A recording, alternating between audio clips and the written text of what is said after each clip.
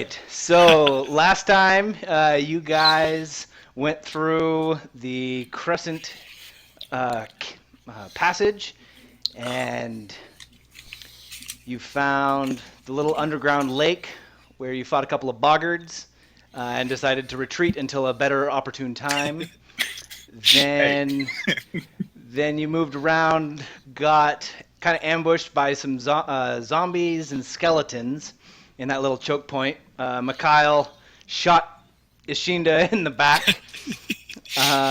Then you not so secretly stealthed into a horde of spiders with Benefisto's epic fail of trying to knock the door down. And then proceeded to kill all the spiders and then light Ishinda on fire and nearly kill him.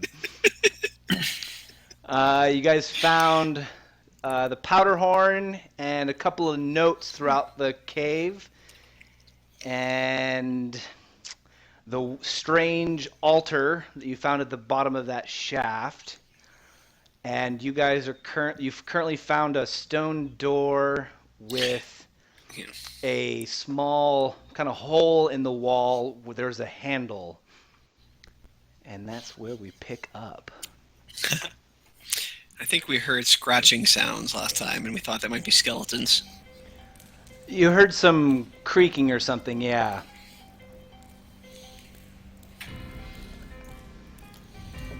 Oh, that's right. Need to drag it.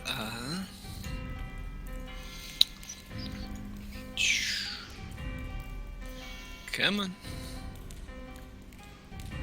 Oh.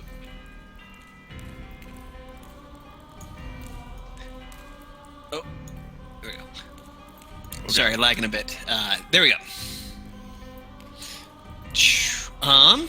So do we want... So James, what's the call? Do we go kill what's ever behind the door, if it's killable? If it's not, we kill it anyways. Or we could try to solve the orb puzzle. I think those are... Or go back to the buckets. I guess those are the three kind of main tasks before us. We're here. Let's pull that handle. So, is Shinda's pulling the handle? The handle's down here. Yeah. So, do we want to try to draw what's ever in the room out into this corridor? Or do we want to go into the room?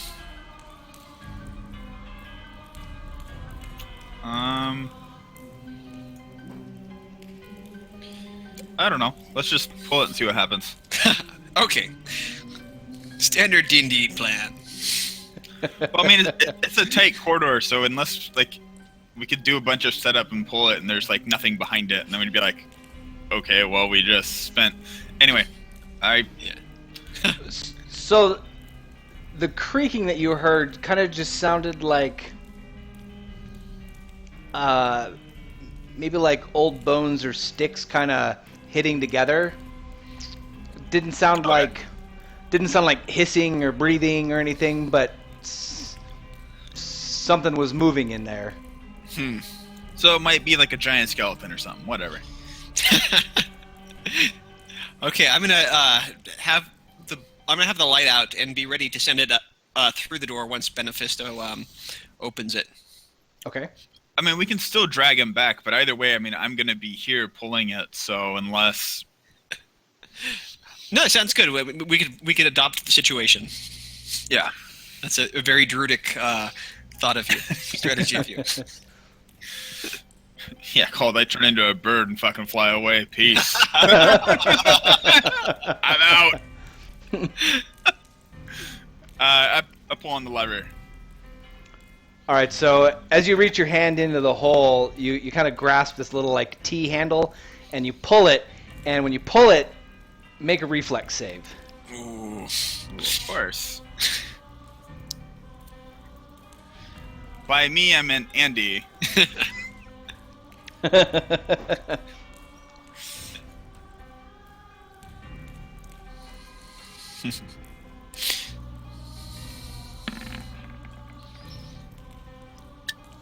So you pull on this handle, and you hear this, you kind of feel this click as you're pulling it out, and this metal trap snaps around your hand and is holding your hand inside the rock.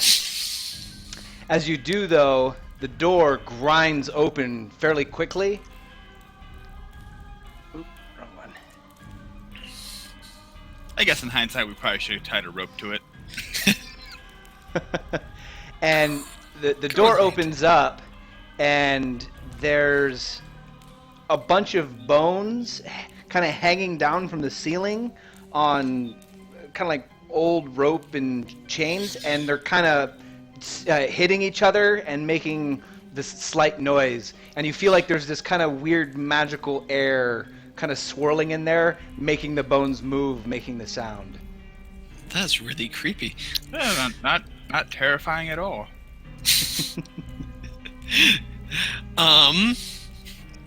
Do we? Should we roll for initiative? Oh yeah, go ahead. Nothing's happened, but go ahead and Okay. roll Yeah. initiative. Yeah. Perception, form, token initiative. Oh.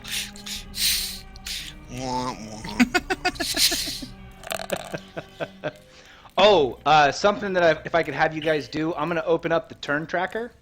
If you double click on the turn order title, it'll minimize that because that'll allow me to prep stuff that you guys are coming up to, but you guys won't see, oh, we're coming up to 30 people. It'll kind of ruin some of the stuff. But You got it, buddy. it's one of the things that I can't really do anything about. I put in a request for the site to change that, but...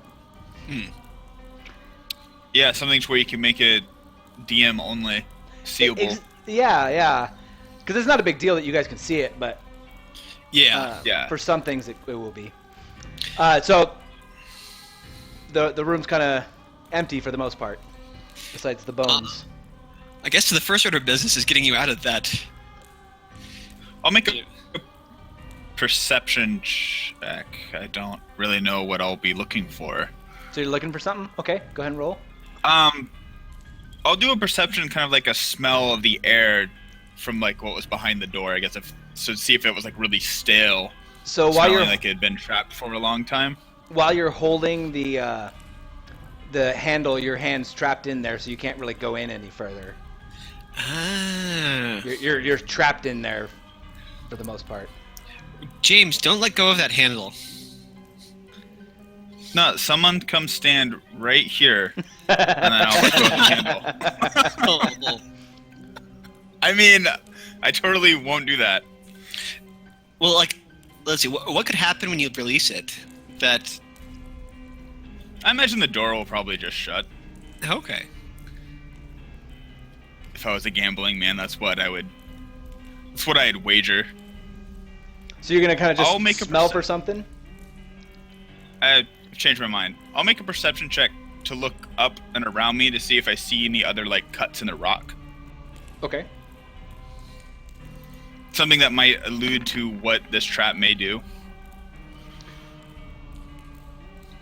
Just seems to be a door. As far if you're looking up, even inside the chamber, it's the same kind of stony ceiling with roots hanging down, and there's all these bones are hanging off some of the roots. So the bones are tied to the roots, or how are they attached to the roots and things? The ropes kind of seem to either be what's it called, a python, that's kind of dug into the ceiling. Okay. So it's been in the rock for a while. Okay. Well, there's a magical. Maybe we should toss something in there. I'm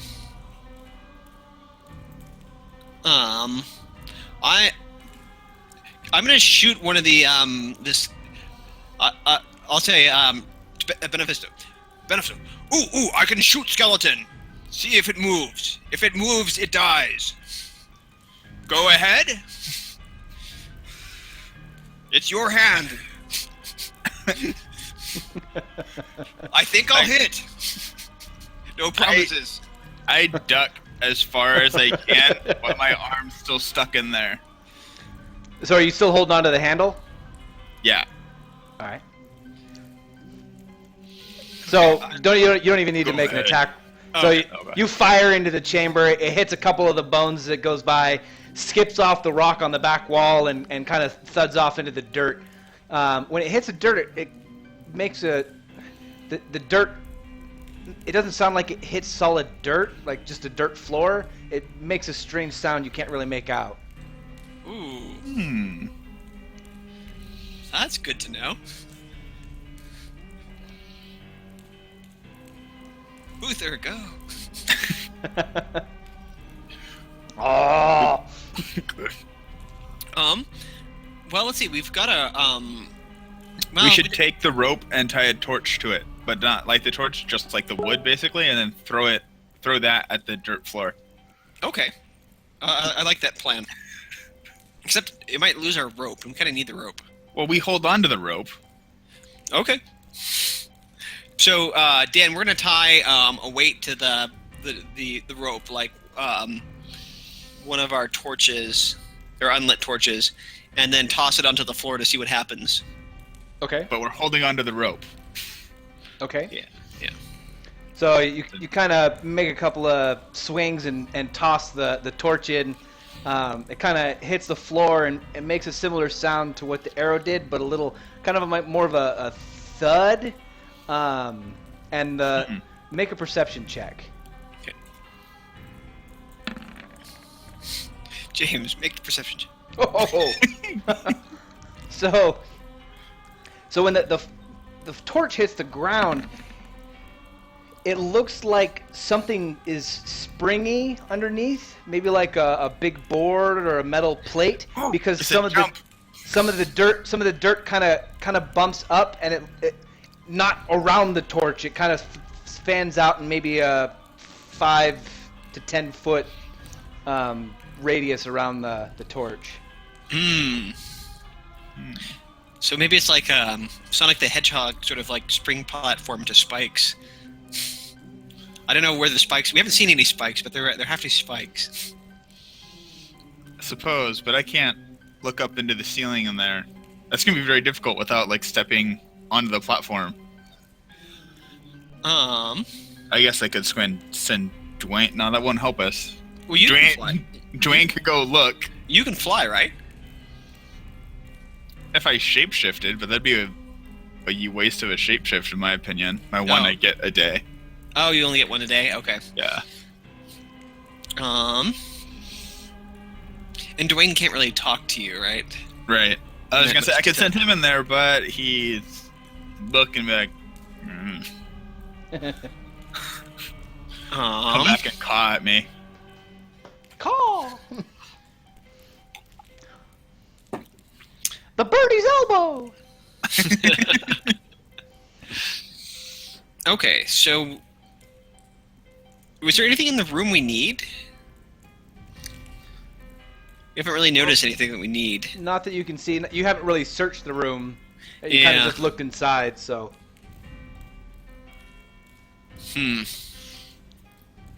Well, what trapped around my arm? Is it just like the rock? it's kind of like two metal plates with a hole big enough for your arm that clasps down around your wrist while you're still holding onto the handle. Does it look like it changes shape depending on what's holding onto it, or Maybe it's hard to tell. It made a fairly tight seal around your wrist, so is it sharp? no. What you thinking? It seemed like it was just made to hold whoever pulled the handle.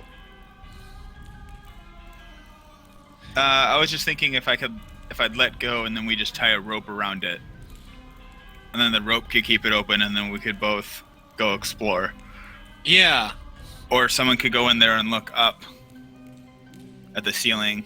Because I'm assuming it probably goes up somewhere. Yeah.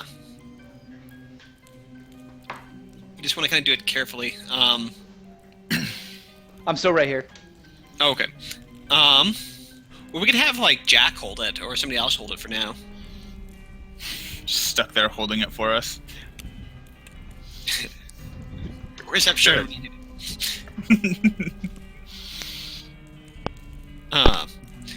No, yeah, I think we should have Jack hold it for the time being, and then you, me, and a Shin. Well, or no, let's not have a Shin to hold it. I don't want to. We could let Matt know that he died from our things, but I don't know about Andy. Well, I just want to see what's in the room. No, I agree. I'm kind of a little bit lost for how to do it safely. I guess if we stay around the corners, maybe, and try not to jump on the floor. Yeah. Well, imagine if you like stand right here, you should be able to see into the room and like look up Okay. potentially. And I think the circle platform is more of like that. Well, not Yeah. all the way out like that. More sorry. like Okay. Okay. I don't know, it just keeps going. But just like these 4 circles or Okay. squares. So Dan, I think the plan is to let we're gonna have Jack trade places with Benefisto, and then Benefisto and I are going to cautiously make our way into the room. Okay. So, Benefisto, you let go of the handle, and as the handle recedes back into the rock, the little metal piece, snaps away from your hand as the door closes again. And then Jack comes over, pulls the handle, and the same thing. The door opens back up and clasps around his hand. Okay. So I figured would happen if I let go of it. So where's my?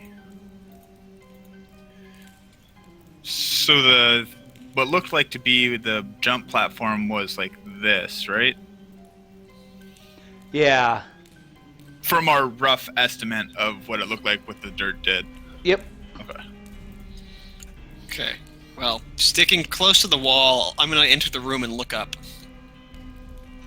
So you don't really notice anything else that's different than what you saw before. Just the rock and the bones kind of hanging down, making this strange noise with the bones kind of clattering together. Huh. Do we see the ceiling? Yeah, it's probably only about 8-10 feet tall. Huh. And you said it's dirt on the ground? Yeah. I look for a rock, or like a decently sized rock or something, like on the ground. Okay. You find maybe about a 6-inch, 8-inch size, fairly sizable stone. I'm going to. I'm backing up as Benefisto. I'm going to spike it like right there, like I just scored a touchdown. Okay. So Hit you in the face. So man. Benefisto kind of takes a little bit of a jump and throws this rock down on the ground, and you hear this kind of almost like a dull dong as it kind of hits dirt, and some of the dirt kind of pops away from where the rock hit, and you see a little bit of metal uncovered from the dirt. Huh. Oh, I wonder if it's like a chamber down. It might be. Should we try to unbury it? Yeah. Okay. The rock like didn't jump somewhere or anything. It Nah. kind of popped up like from the spring of the metal that was underneath it. Yeah, but nothing, nothing crazy unnatural. No. Okay. Well, so look at us be all cautious and safe. It's gonna be one of these times Dan's gonna lure us into.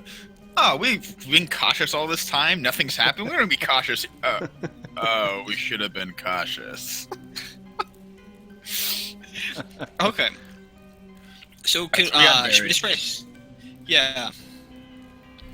So you guys spread away a bunch of the dirt, and it's about 8-foot square metal panel covering the floor that's been buried by all this dirt, and you can see a couple of hinges that seem to kind of be latched to maybe the rock underneath on the backside. And am I still on the? Oh, whoop, wrong one. Did that show up? I don't. I just see the same picture from before. Same. Tokens.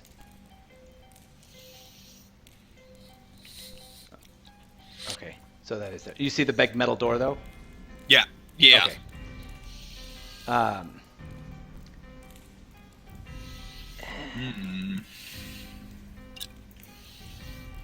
So this big metal door, it's got a couple of hinges on the backside, and then there's a kind of a old rusted lock that's going through a piece that's kind of towards where you guys are, and it's holding the door closed. Oh, huh. What is it, like a lock with a key or a combination lock, or? It seems to be with a key. Okay. Well, we don't have a key. We do not. I don't think we do. Yeah, I don't It's remember finding key. Pretty old and rusted. It doesn't look Okay. like it'd hold up to much. Oh, well, that's good to know. Okay. Who has? I guess. I'll take out my club and bash it. All right.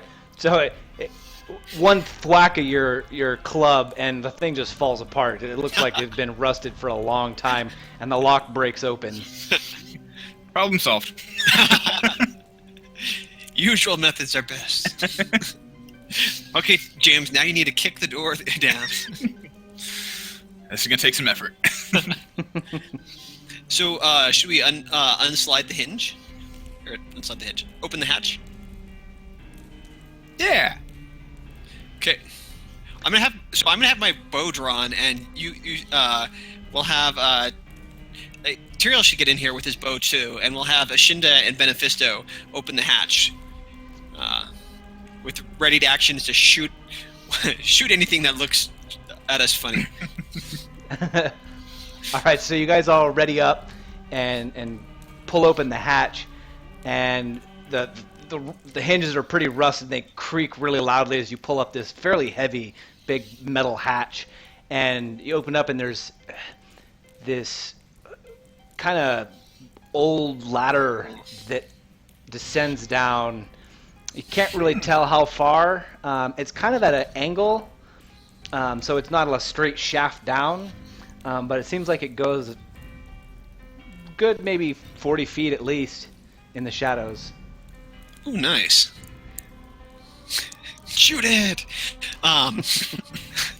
So let's go down. All right, more exploration.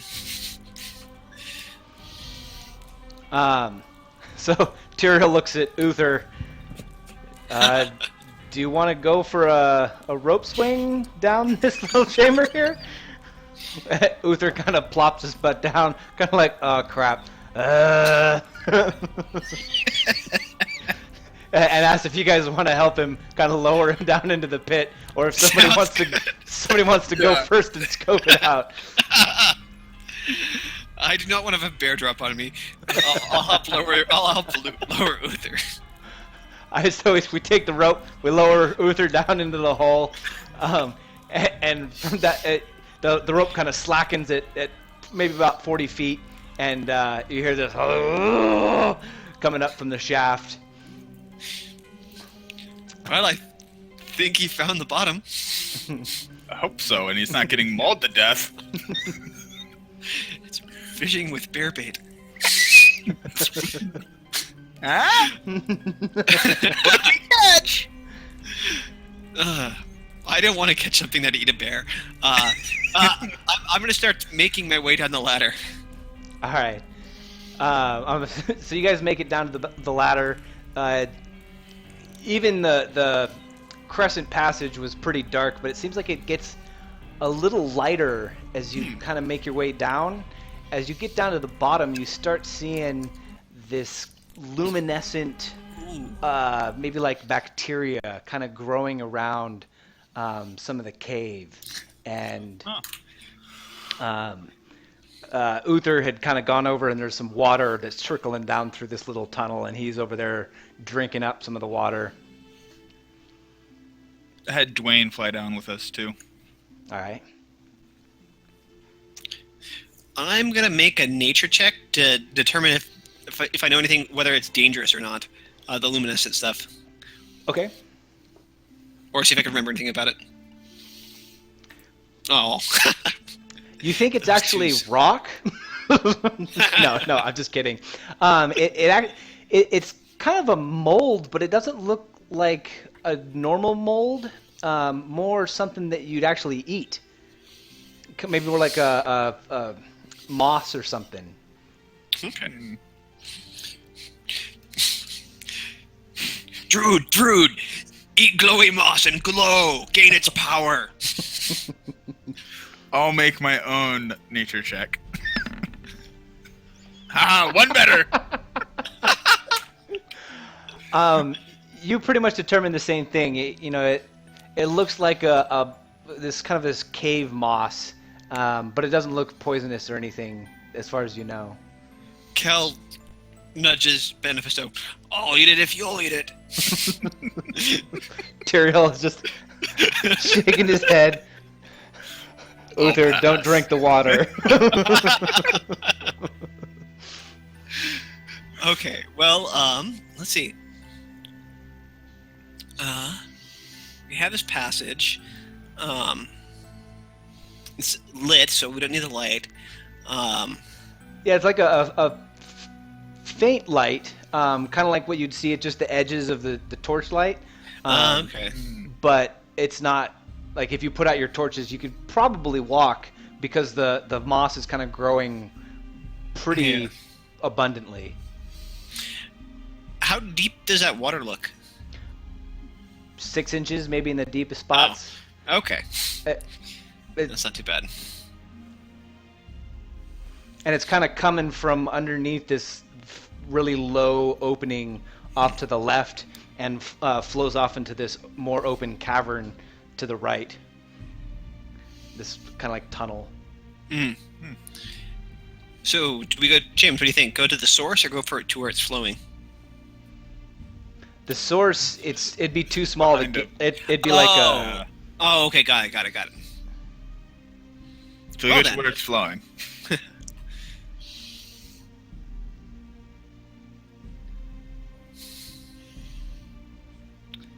Really want to eat this moss.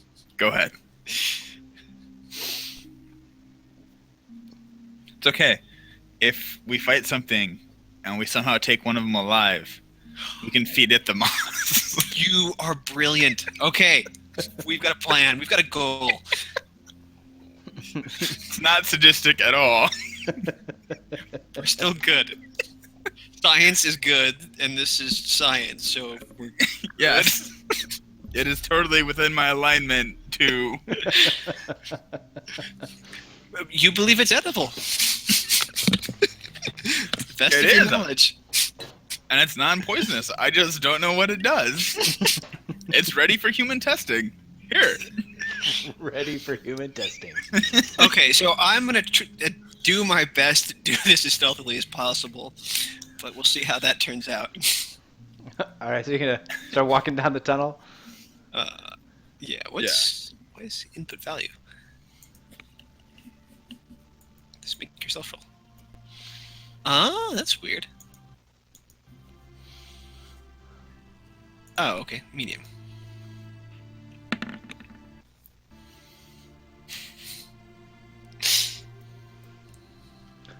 Tyriel, follow behind you. Follow your lead.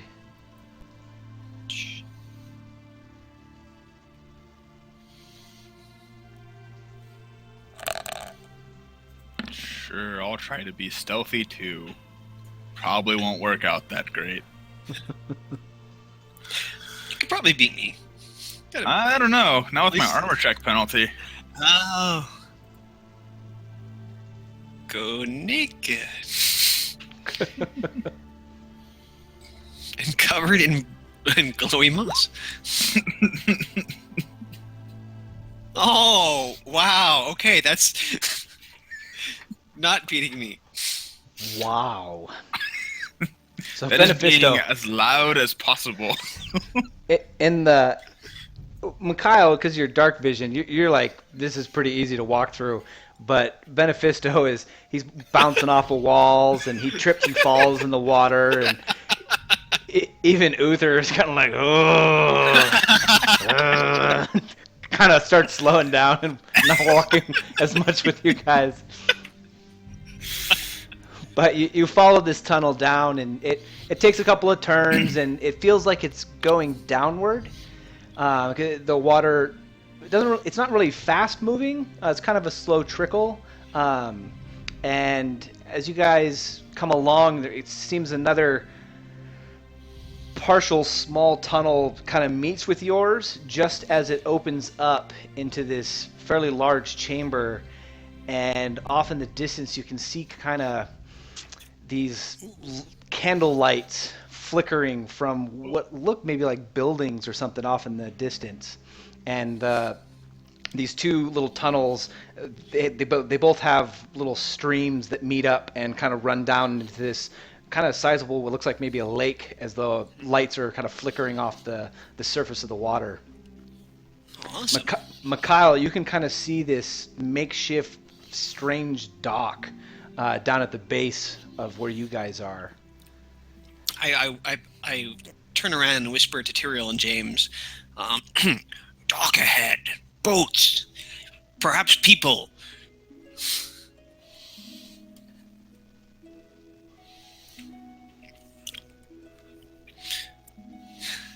Maybe we can be diplomatic. Show them the arrow of peace. Arrow of peace. Tyriel says back to you, well, at least Ashinda and Jack aren't here. If they were here, they'd probably just fire first and ask questions later. That is correct.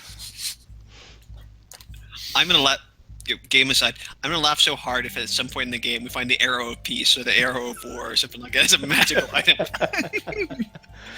But, okay, anyways. All right, so let's take a boat. They're in a boat.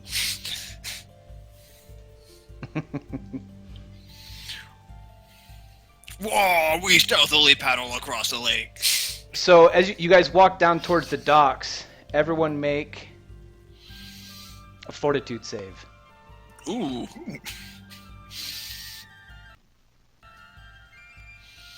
Threw caution to the wind. Yes! That's a big number. Wow. And oh, I forgot to do Uther. Do Dwayne as well. Dwayne, yeah. Hope his save's up to date. Should be. Come on, Uther, you can do this. What did I say? Fortitude? Yeah. Fortitude, yeah.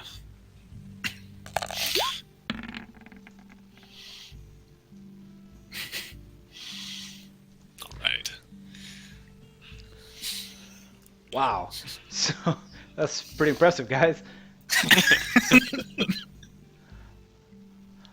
So as you guys are walking, you feel this magical burst that surges through you all, and Tyriel and Uther both collapse to the ground, like in this weird magical slumber. Benefisto, you feel the wave kind of hit you, and you're just barely able to kind of fight it off. And as you do, you hear several voices start shouting, and then dozens of footsteps start running towards you. Oh. Uh-oh.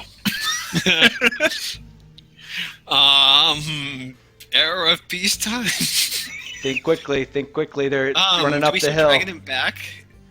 Yeah, let's... I'll grab Uther, you grab Tyriel, and we'll try and drag them back. We're gonna try to... Yeah, that's the plan. Or we could... Yeah, we'll do that. We already said it. Strength checks. Dan said be quickly, so that's the first thing that came to my mind. No, that's cool. We should keep the pacing. Pacing's important. Oh, God. So, James, you said you got Uther? Uther, yeah. I'm sorry, He was Tyriel. heavier than Tyriel. So Benefisto, muscles just rippling and straining. You're able to pull the bear a little bit up off the path, just around this stalagmite, as all these short creatures come running up. You can kind of barely see in the dark. Mikhail, you trying to drag this fairly small elf are having a very difficult time, whether his weapons are catching on rocks or something. And about 25, 30 of these ashy-skinned dwarves come running up and surround you, all brandishing these kind of big war hammers. But they're not wearing. They're wearing strange armor. In your just initial observation, it kind of looks like they're covered in animal carapaces and things that you'd find in mines and stuff. Nothing that you've ever seen before in your life. It's all very homemade, home-fashioned armor and weapons. Even the weapons are like big rocks tied to maybe metal bars that are crudely made. Do they have one that appears to be the leader or something like that, or is more decorated, or are they all kind of the same? What languages do you speak? Right now, Orcish. I didn't pick another one. It would probably be Goblin, but I'm going to say that I don't remember my second language right now. Okay. So they start shouting in this strange language that you can't really tell.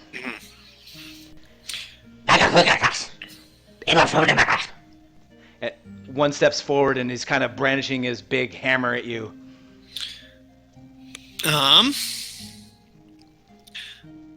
Let's see.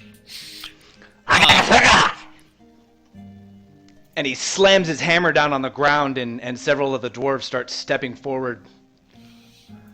I'm gonna attempt it in common and say, dropping Tyriel, say, well met, deep dwellers. I am Kale. We trespassed unknowingly upon your lands, but I am a speaker of word and would love. I am a speaker of word, and as such, it's my duty to put your word, your tales into. I am a speaker of word, and as such, it is my duty to put tales into my tribe's song. Do they seem to react at all to the common? The one that's kind of has his hammer and buried in the dirt, he looks at you, and he looks at the elf in the dirt, and he kind of motions to one of the other dwarf-looking things.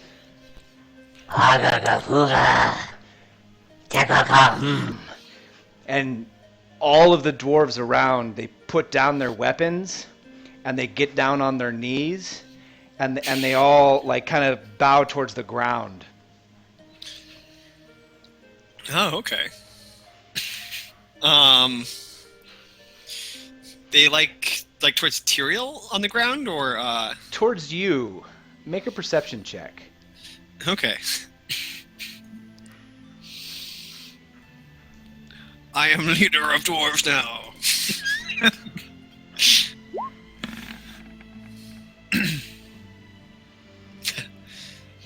You were able to pick out one word that you recognized. That it sounded familiar. It sounded like he said Tekka at one point. Oh. Damn, Jack's holding the door. Shit. Do I know any songs with Tekka in it? No, I don't think I did, no. Up to this point, you have never heard of Tekka. That's right. No, we don't have any orbs. We don't have anything that looks like the Tekka. Well, I'm definitely. Do I have any food on me? Yeah, you have some trail rations. Okay, I'm gonna slowly put my. I assume I have my bow. I'm gonna put that away and slowly bring out the trail rations and offer it. Take a bite and then offer it to the dwarves. So the head dwarf is kind of like bowing in the dirt, kind of mumbling, and you kind of wave this food at him, and he kind of looks up at you, kind of confused, and sees you take a bite and offer it to him, and he kind of trepidatiously accepts this food and kind of stares at it, sniffs it, and licks it a little bit, and like gets this weird startled look on his face.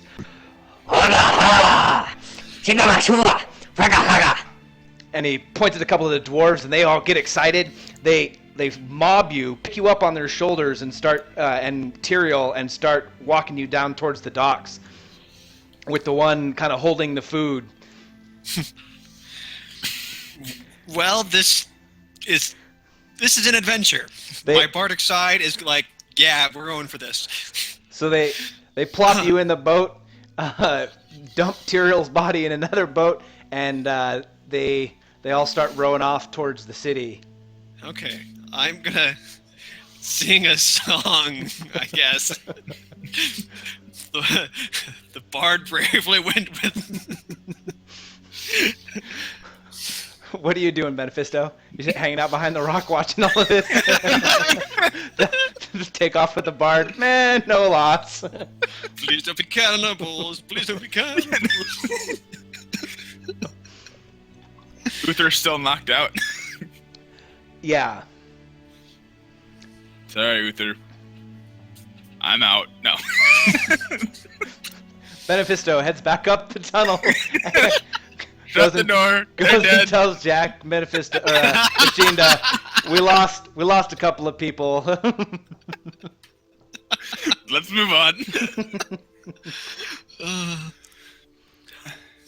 So they took about 4 boats, and there's kind of like a old beat up boat that's left down in the docks.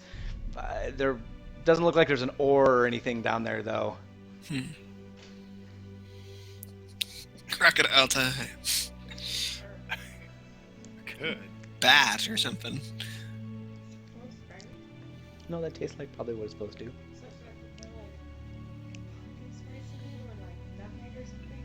No, eat that. Are you sure? Yeah. Yeah, just cover it in marshmallows and call it a day. Yeah, that's what I mean. So is it gross to you too? I wouldn't eat it, but the guys at work will be forced to.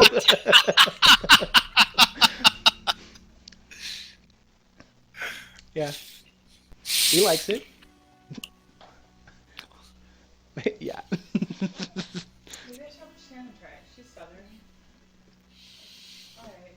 I wouldn't add much to it, though. You don't want it to taste like pumpkin pie. It's starting to taste like pumpkin pie. I just want it to taste like the can says it's supposed to. You don't know what the can says it's supposed to. Yeah, it says the outgoes ingredients. Don't add more. Can you add more yams? Just call it a day. We're making yams for work because we got a Thanksgiving thing, and we've never made it before, or tasted it for that matter, because it's always looked disgusting. Sorry. So, Benefisto, you got Uther. You've kind of shaken Uther, and he won't wake up. He seems like he's pretty deep in whatever kind of magical sleep that was induced from the little trap that you guys set off. Okay.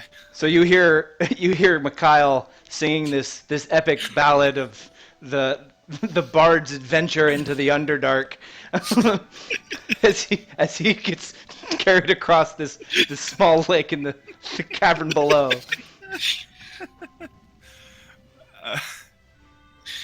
And the only boat left doesn't have An oar? No. You could probably paddle it across by your hands, but it'll be slow going. Or you can try and swim. Or I could use my shapeshift and get over there. Around. So, I'm assuming you're kind of coming out of your hiding and looking around. Yeah, I am. So the shore kind of stretches off maybe 40 yards, 50 yards in both directions, but it kind of ends into the rock. There's a couple other tunnels that lead up out of this little underground beach. And the only thing that's really around, it seems like there was a little set of benches and things that this group of Duragar were hanging out at that heard you and came up, but there's nothing really of note around besides the dock.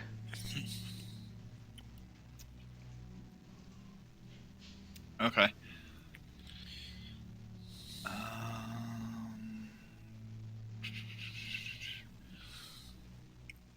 I would do a geography check to see what kind of flying animals they would likely...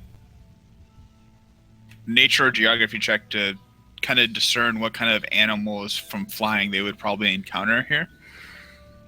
If that makes sense. Yeah. Go ahead.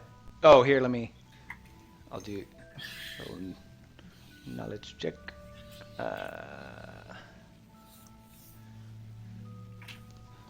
Wait, I think caves is something different.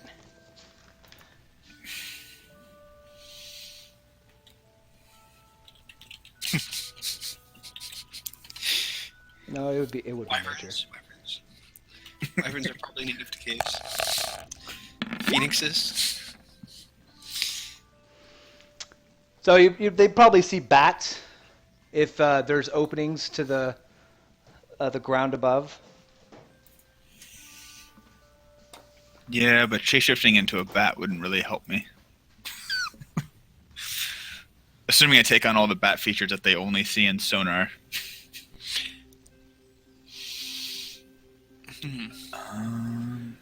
So Mikhail, the boats arrive at the other shore. You kind of look behind your shoulder, and the rock walls on the other side of this little pond lake are obscured in the dark. You can't see really much past it. As you get closer to this little giant stalactite column island, there's a lot of these little huts and houses carved right into the rock, and there's a lot of... It doesn't seem like there's much light, but due to your dark vision, you can see a lot of this stuff, and there's several little Durgar dwarves walking around, and these little ashen-skinned dwarves. Looks like there's young, old.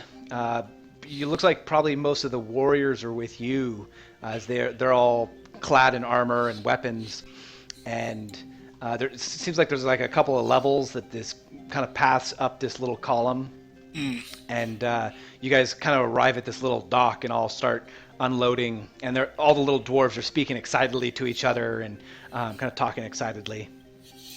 Okay. Is Tyriel still asleep? Yes. Okay, but have they bound him up, or is he just kind of... They haven't there? really. They haven't bound him up. They don't seem to be restraining either of you. A couple of them have kind of like pawed at you, like in awe, as if like they've never seen something like you. Okay, Kel's just going to continue to act confident and he's perfectly comfortable with this. Just singing my epic bard song. All right, make a diplomacy check. Okay. What are you doing, Benefisto? I'll do what I think I'm gonna do. I'll tell Dwayne to stay here with Uther, Okay. and then I'm gonna shapeshift into a bat and fly across to the town and try and locate Michael's group and where they're going. All right, so you fly across this little lake, and you come over, and you see the same thing from up above. It seems like you can see a little bit more. There's a lot of little moving bodies, but due to the sonar vision, there's a lot of moving bodies, some structures and things. It seems like the big mass of moving people have all congregated on the edge of the water and are starting to move up into the town. Okay. Mikhail, the little Durgar, they pick up Tyriel. There's like 4 of them. They kind of like pick him up and half drag, half carry, because they're fairly short. I know he's hard to carry, guys. I understand completely. They bring you through a few buildings, And as they're going, this kind of like a couple of them break off and go into buildings, and more of these little dwarves come out of the buildings and start talking excitedly. And they move you all past some of the houses, and you come around a corner, and there's some torches that are actually kind of lighting up a little bit more of the area, but because they were buried behind the houses, you couldn't see them past the... Here we go. Ooh.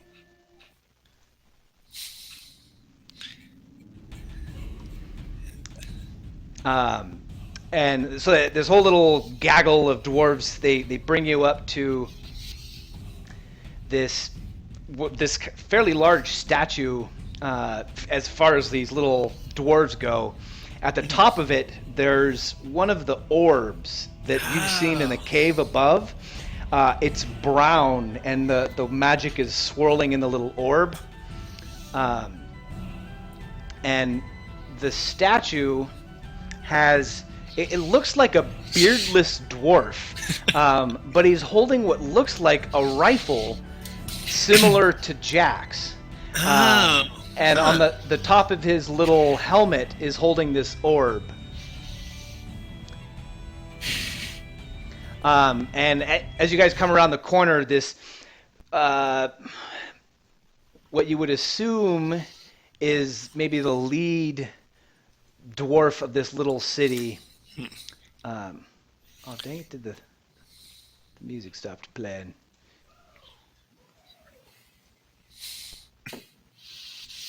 There we go.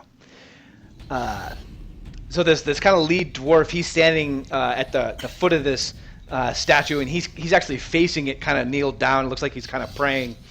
The Durgar, they dump Tyriel down on the ground, not gently, but not hard either. And one of the little Durgar run up to this praying dwarf, shouts a couple of things in this strange language, and the other dwarf kind of stands up and turns around and faces you, Mikhail. Do you speak Tekka? Who be you?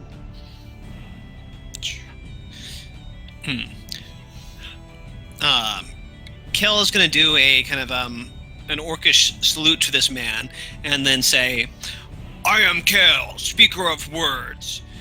I know little of the Tekka you speak, other than what my companion, carrier of boomstick," and he points to the kind of gun that the statue is holding, knows.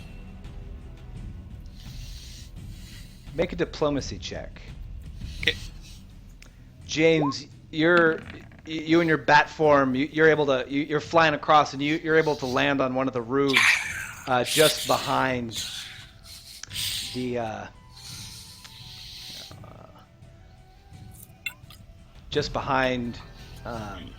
this little group of people, and you can see, from what you can tell in the dark, this group of people, and you can hear what Mikhail is saying. Nice. Mikhail, We get killed. Mikhail, you salute this little Durgar and tell him you're a speaker of words, and you point at the statue, and this dwarf, he look at the statue and looks at this strange green-skinned man and this pointy-eared elf. You can tell he kind of is trying to understand you, but even the words on his tongue, they don't seem they're pronounced very well. Like it's very strange on his own lips. I might understand words of you. Great Tekka gave Glimmerweed. Do you know Tekka? Do you know mighty Seraph?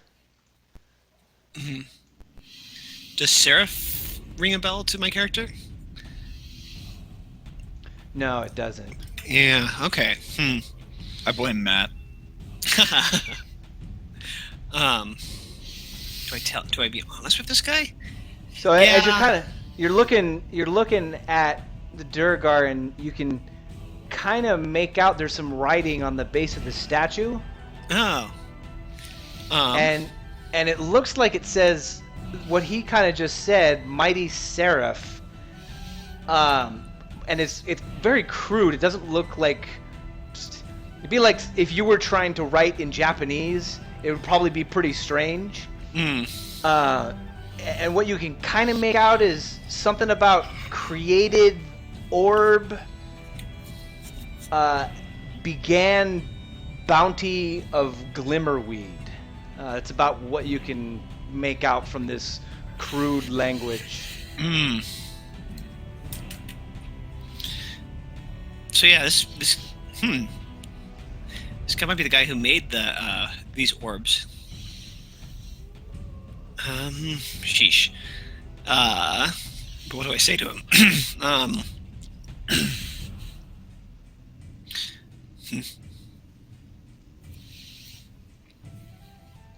He takes your pause as kind of maybe you might not have understood him.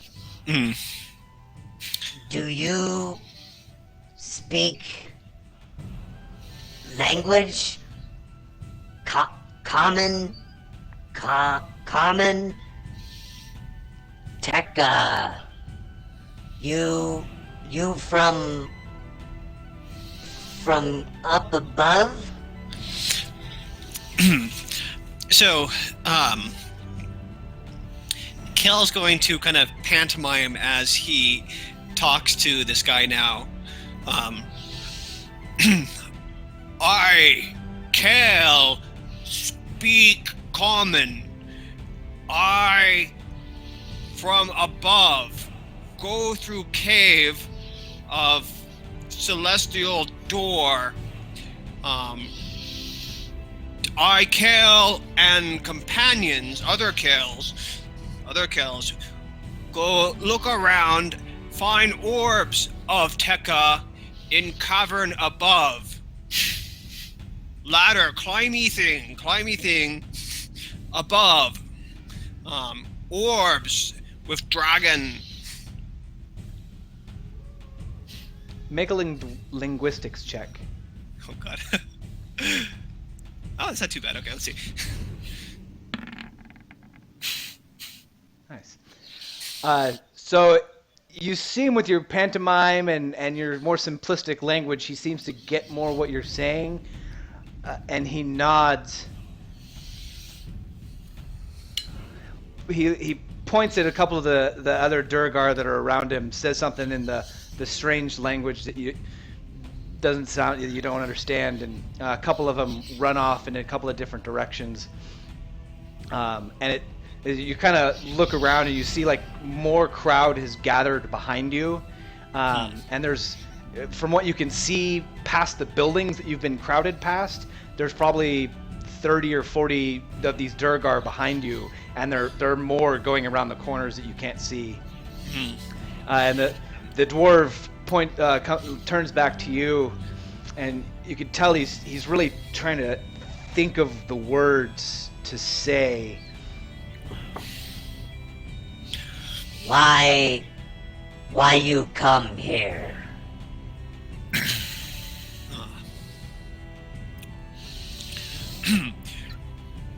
Kel, seek trident. Fragment of trident. He pauses for a moment, takes another approach. Kel hero. City of Kel's people in great danger. Kel hope to stop danger with perhaps with might of Tekka.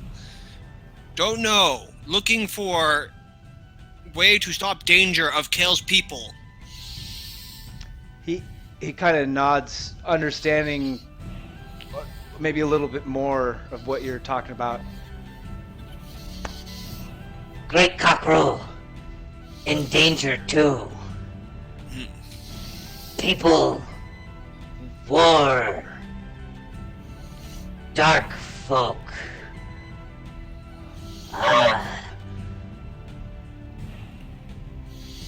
You help us? You friend foe.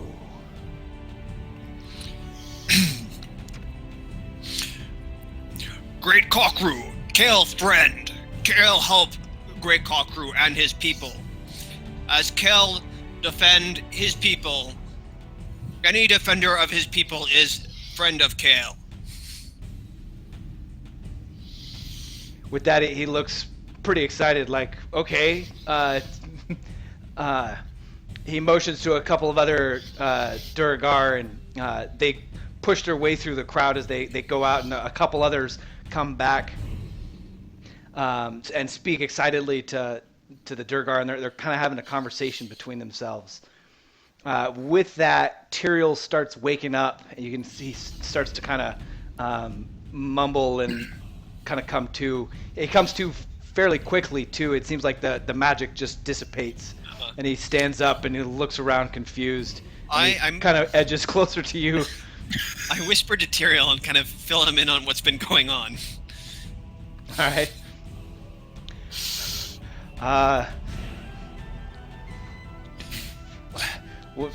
Do we have a purpose here? What are we really doing here? Could be allies. No cavern much better than us. Best lead so far, or way out of cavern. Better than fighting many dwarves. True. We'll see where this goes. Let's hope you don't kill us all down here. Where's Orc would not turn Benefisto? around glorious battle.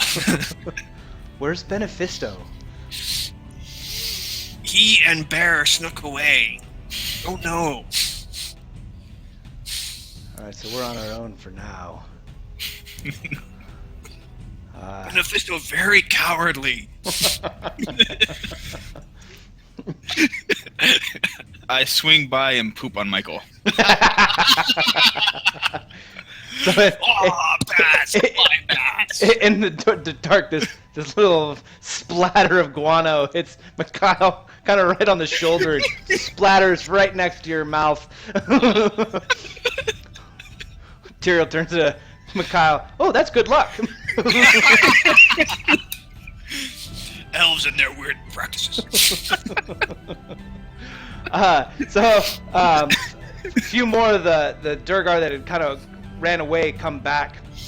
They talk more with the kind of chieftain, and they seems to kind of settle on some agreement or something. And the head Durgar raises his hands, speaks a bunch to some of the people behind, and kind of waves them back.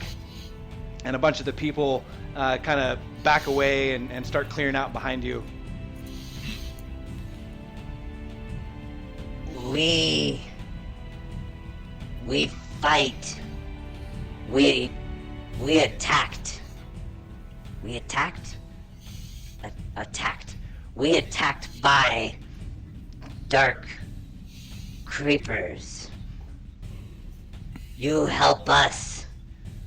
We try and help you. What you look for. Do we have a description of this trident, or I don't think we have had one. When the few times you said trident, it looked like he had no idea what you were talking about. Mm-hmm. It was a word that was completely foreign. Is there like dirt in the ground?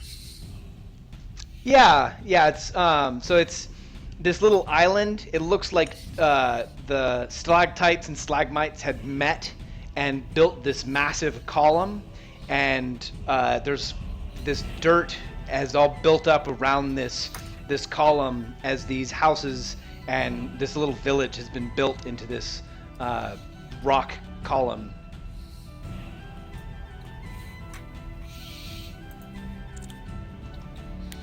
So Kel's going to draw. Does this work?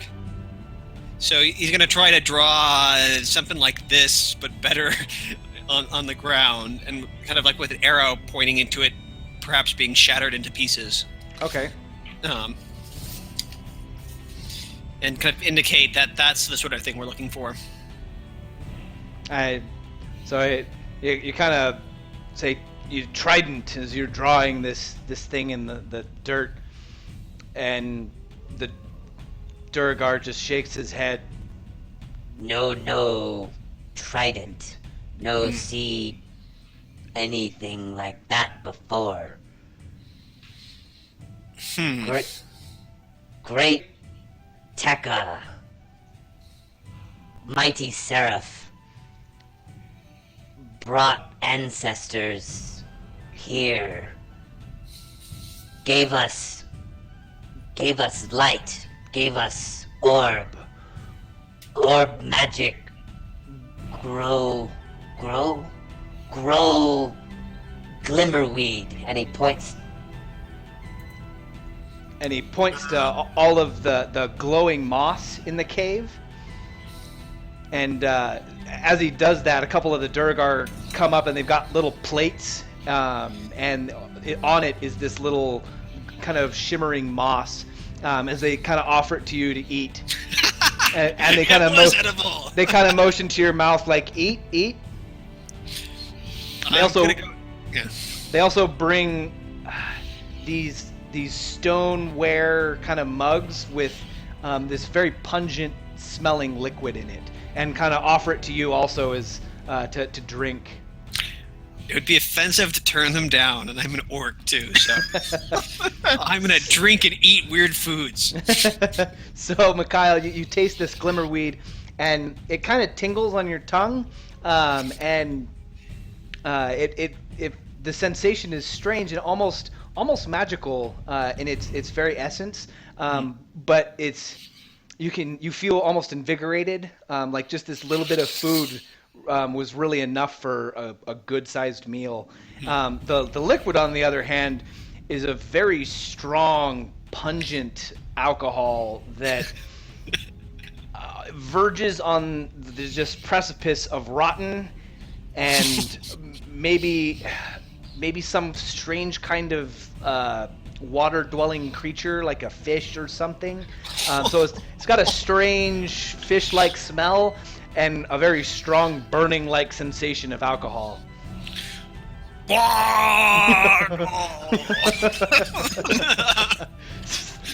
So at that, a bunch of the Duragar, they all yell to it, ah! And they take swigs of this very strange liquid.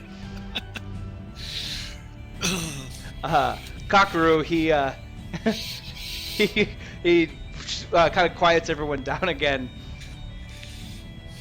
Great Seraph led people here generations in this place. We call home. Home is Kuzog. Kuzog home. Recent creatures, dark stalkers attacked Kuzog.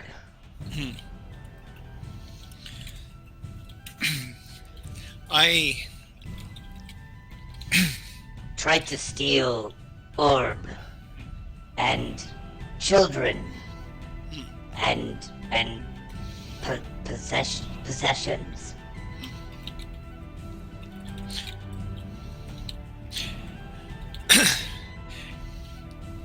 Great Carl, Tekka provide well for his people. I have tasted your glowweed and drank your fish drink. I now will sing of your way of life. Tell me of these dark stalkers. I start kind of drawing beasts in the sand. Are they reptile-like? Are they people? Are they plant. So let's see.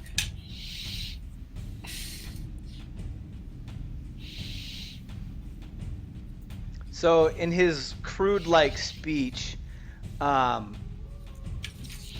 Benefisto and Mikhail both make linguistics, and then another check I'll tell you in a second. Okay. Oh, yes! Oh, all right. I see the green. So you're able to really understand him. You'll need to make the check still too, Benefisto, since you can't really talk with anybody.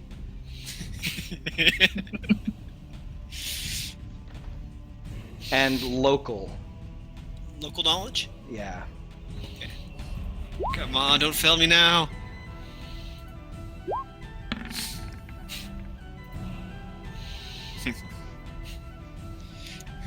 So Benefisto, you kind of get lost in whatever he's trying to describe, and you're not entirely sure what he's talking about.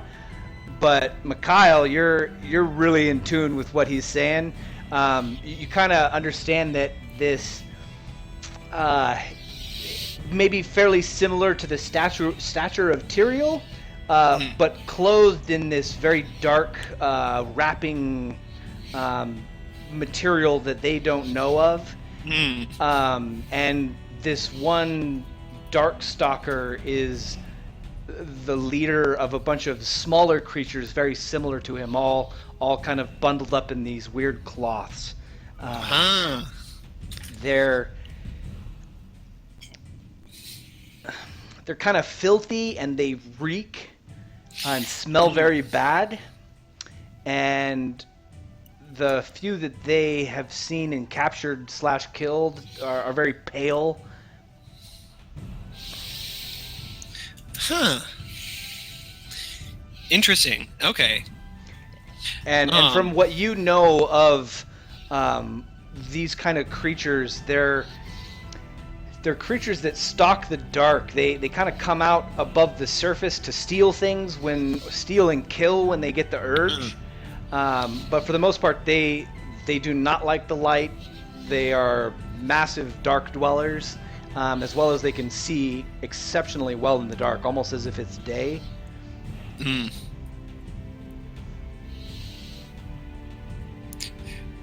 then, So Kel listens intently. Does he say where they're at, kind of located? they can't really seem to find them. They kind of strike at different times. They've built caves throughout this area in search of more glimmerweed or exploring or rocks and materials, but they've never really ventured very far past where they live. And these dark stalkers have come fairly recently, within their generation, and have been slowly whittling away their way of life. So I guess maybe then the plan is to set a trap for them. Do they attack pretty regularly, or does he think that we should go hunt them down? They're kind of talking strategy with the great Kara. They seem to just attack at random times, and they don't. With a few warriors they have, they don't want to go out and lose their warriors to unknown ambushes and things. But they seem to have warded off all of the entrances to the cave with those sleeping glyphs that you guys triggered. That's how they found you, as well as alarmed different areas. Okay. That's good to know. I asked the Great Karu if I could send the pointy ear back to get some of our other companions to help protect the village. He nods in agreement and sends some Durgar off to go look for your companions. Okay. I let Tyriel know that you should find Benefisto and let him know what's going on, as well as Shinda or Jack, especially Jack. Maybe we could Shinda's pretty injured. If he could hold the door, we can get a Shinda to help.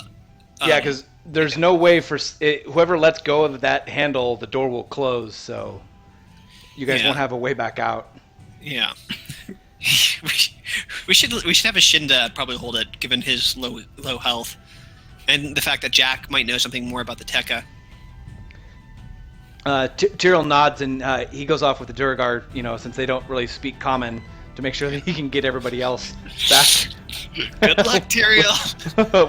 Without Uther or Dwayne trying to just attack somebody.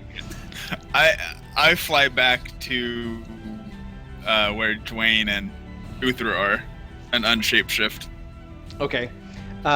So you guys all head back, get all the animal companions, and they start bringing you guys back to the island.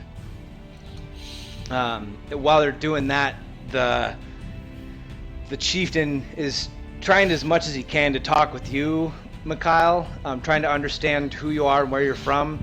You can really tell that he's the only one that studies common. It'd be like us trying to speak Greek, or not Greek, but Spanish or something. A dead language, yeah, Latin. Latin, yeah. So it'd be like us trying to speak Latin to somebody who was a native speaker. His words are very clumsy. The tense is strange. But from what you can gather, they've been here for just generations, as far as they can count. This great seraph, he had helped bring them all here. Their origins before that, he doesn't know. And Seraph was, he described him as light marble skinned, not ashen like these Duragar, but beardless, and having technology that they didn't understand, but they worship as this strange magic. But because of Jack's weapons, of the guns. And he had given them that orb to protect.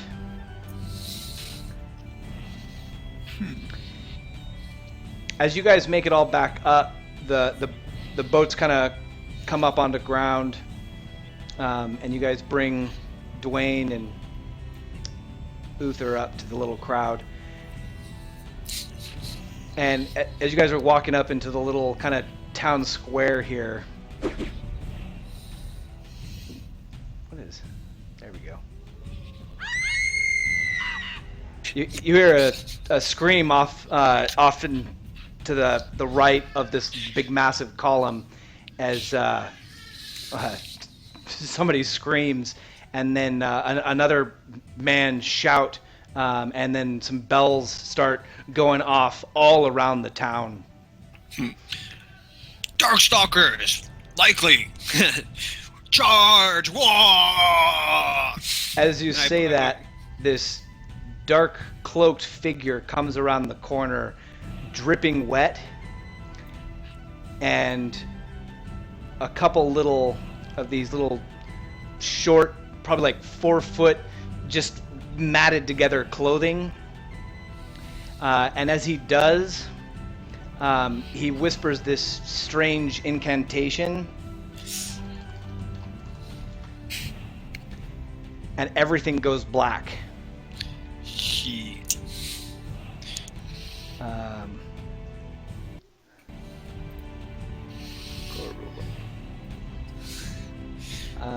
Well, this might be difficult.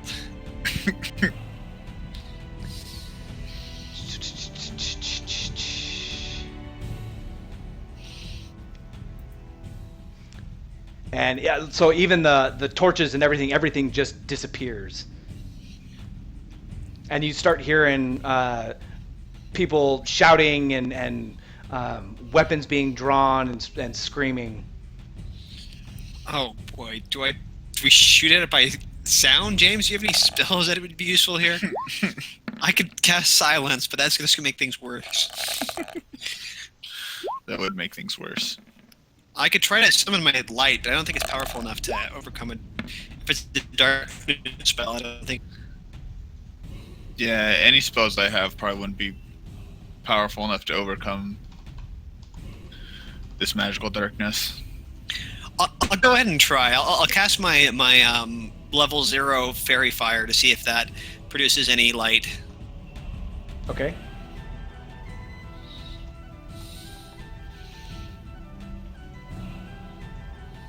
My books aren't loading very well.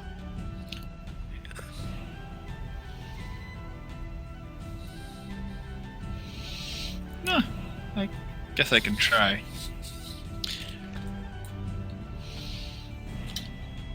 I mean, you have a much better perception than me too. I guess you already turned into a bat today. Yeah, I did. Yeah, we know they don't like light. We know they stink. So we could go after the stinky ones. Just start. Sorry. You smell really bad, so that's why we're stabbing you.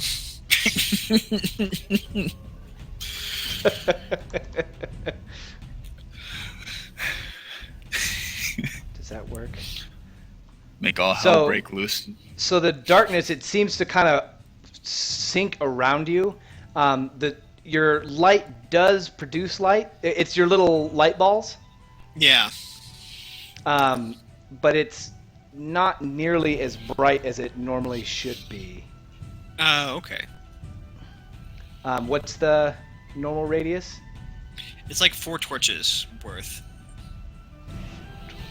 which are whatever torches do. 40 to 20. Yeah. And adding 4 doesn't multiply it by 4. It's just 4. Yeah. I mean, I could make them further apart, so I guess I could theoretically do that. But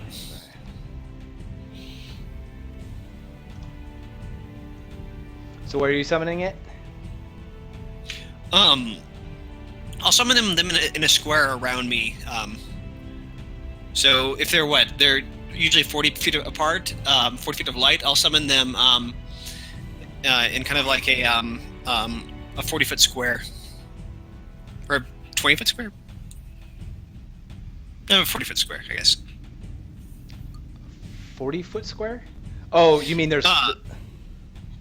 So I could, it's like 4 torches. So I'll summon 4 instead of doing one orb, one big orb with 4 worth of torches. I'll put like 4 torches in a square around me. Oh, okay. So you're multiplying them. Okay. Yeah. So it creates yeah. 4 lights, or it creates... Yeah, it creates okay. 4 lights. Okay, I'm just making sure. Yeah. I know what you're talking Yeah. about. I'll double check too, because I think I know what I'm talking about, but.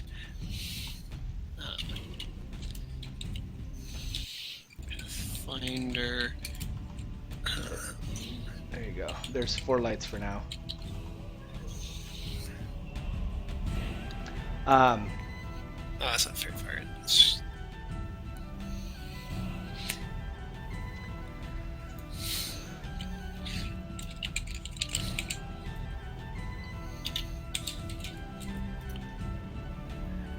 what's it called? Just gonna be sheet.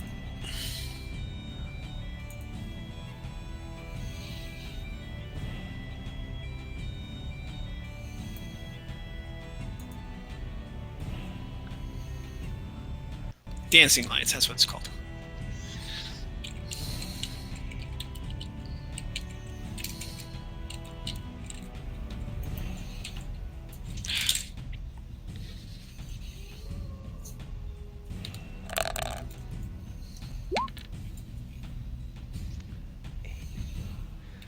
So, as you, the lights kind of go out, and you're creating this little square of torches, this little creature comes out of the shadows and stabs this Duragar right in the back, and you can you hear the knife enter kind of in the spinal column as the thing stiffens and then kind of slumps against the wall and slides down dead. Oh, shit. So I checked the spell thing. I can't quite put them 40 feet apart. So it's 4 orbs that are 1 torch, but they can only be 10 feet apart. So it'll be a 10-foot square. James, make a perception check.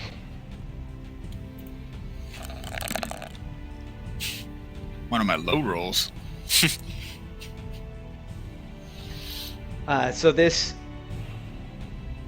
what's your flat-footed AC? Flat-footed is just minus. It should be on my sheet. I'm trying to. It's minus your dexterity. Should be 17.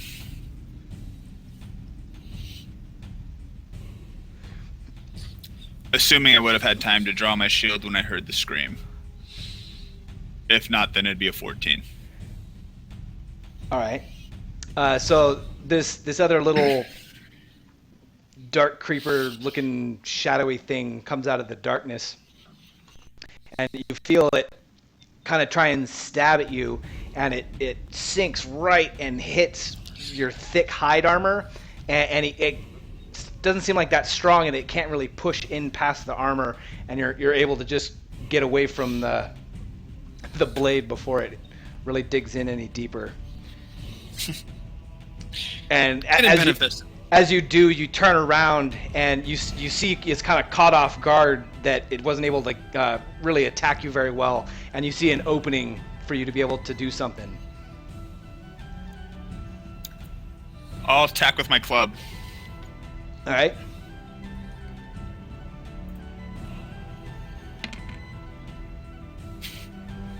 So you come back with this club as you spin around and swipe this thing right in the face, catches across the jaw, and it kind of bumps up against the side of the building and pushes off, a little dazed, but fairly still stable. Tyriel, just seeing this Durgar slump against the wall behind him, takes a step back, pulls out his bow, and tries to find a gap in the darkness to fire at the dark creeper around the corner.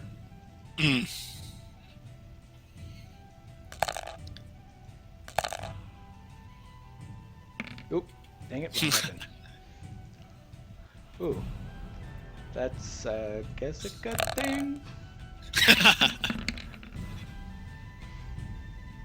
Much better. So he takes aim and in this weird oppressive darkness is able to loose an arrow and sinks right into the shoulder of this dark creeper, spins it around, and it almost falls over but braces itself back up against the building and takes a step forward. Another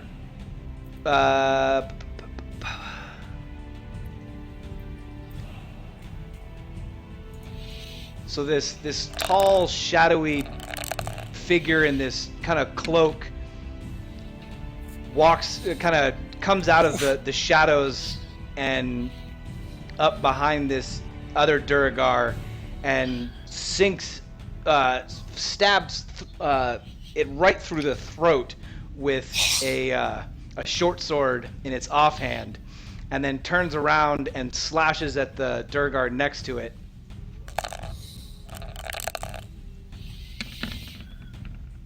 Jeez, these Drake are getting slaughtered. Oh. Yeah, they are. So the one that gets stabbed in the throat, its head just barely hanging on by its like tendrils of flesh, just falls back, almost falling into Tyriel. The other one gets slashed right across the chest and falls back onto you, Mikhail. Make a reflex save.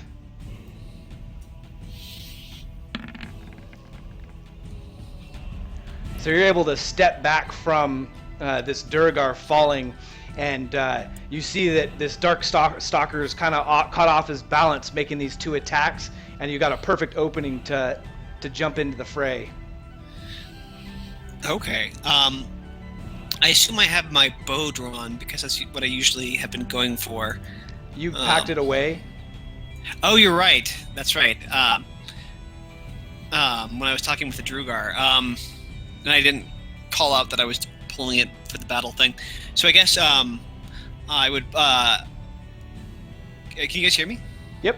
Yep. It's just Okay. it's a move action to pull out the bow. You still have a 5-foot step and then your normal attack or standard action. Oh, okay. Cool. So I'm going to pull out my bow and take a shot at it. Okay. Roll for attack. Okay. If my thing would stop lagging. Pages. Sorry, my my browsers are saying that the pages are dead, and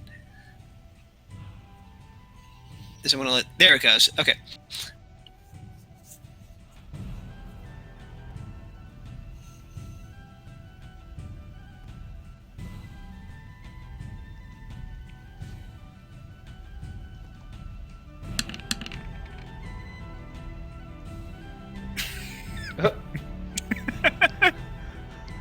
There's a foreshadowing.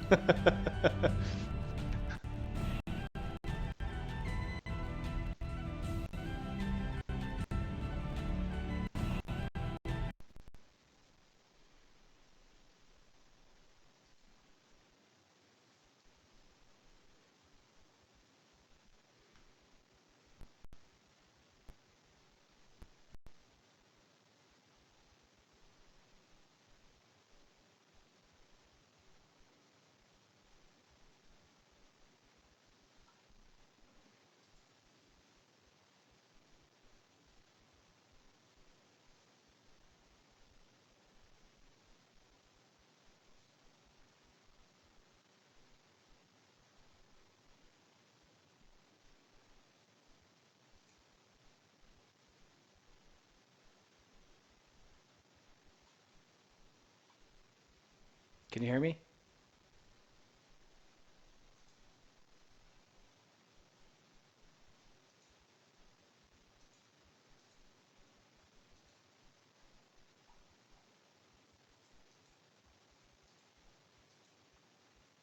Dang it, I can't hear anything.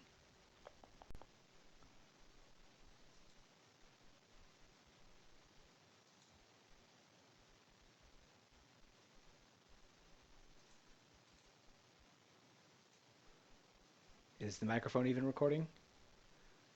Okay, it is.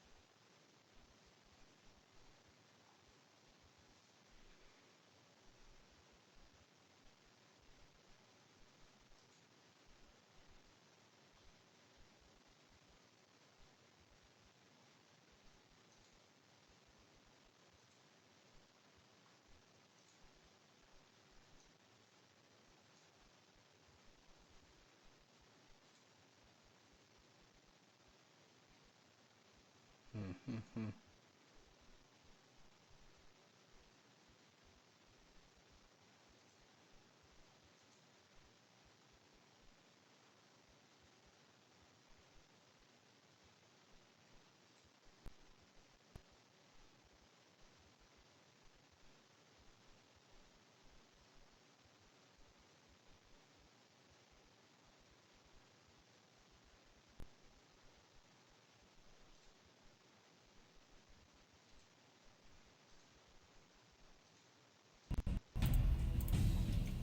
There we go. Can you guys hear me? Oh, there it is. There we go. Yeah. Okay. Sweet.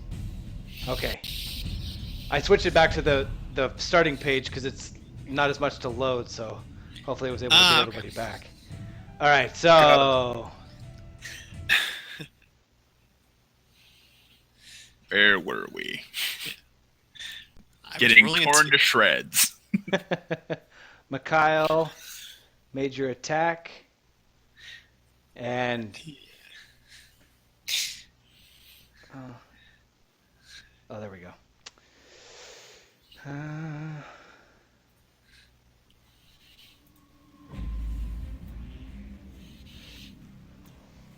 So you made your attack.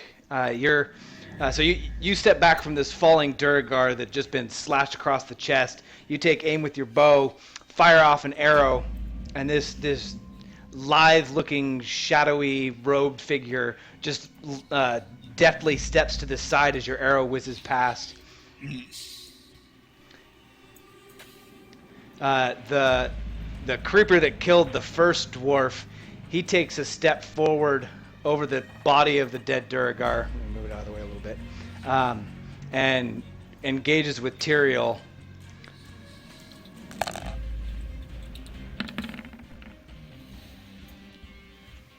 He makes a lunge with his dagger, and Tyriel is able to kind of step to the side and use his bow to push the blade out of the way without taking any harm.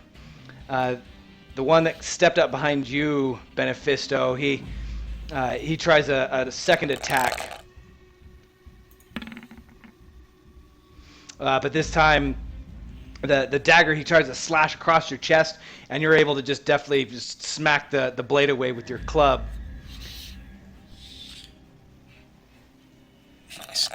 As you hit the blade away, it kind of knocks its arm open, and you see a good opening in his chest to retaliate.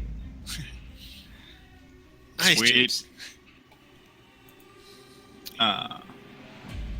I'll attack him back, and while doing that, I'll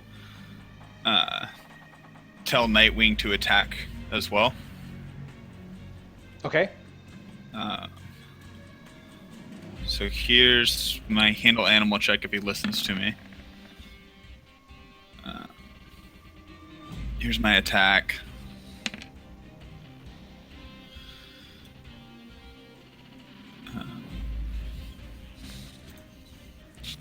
Did Dwayne feel like attacking these strange creatures? Here, let me check the notes again, because I've got the house rules that we came up with. Did you give him a point in intelligence? I did.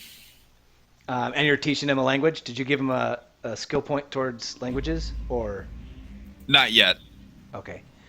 But the first trick I would have probably taught him would have been attack. Oh, okay. So that's 14. You get +4 to your attack, and that's what is it, DC 20?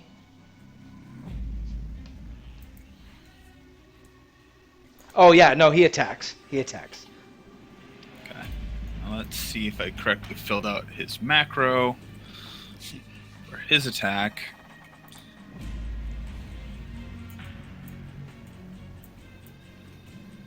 I did not. That click did nothing. Okay. Strange. I thought I had everything filled out.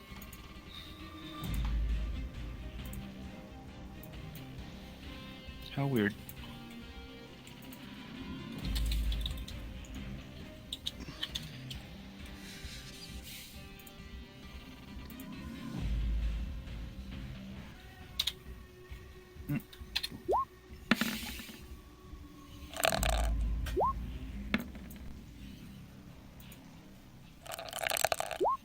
So Dwayne will roll the 16. Well, who's he attacking? This guy. Okay, so Dwayne comes swooping out of the darkness from behind and rakes its claws across the back of the hood of this little short dark creeper and catches it across the back of the head and does some good damage. Did you roll a damage roll?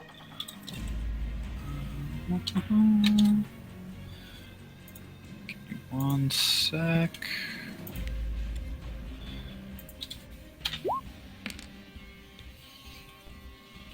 Three damage. All right.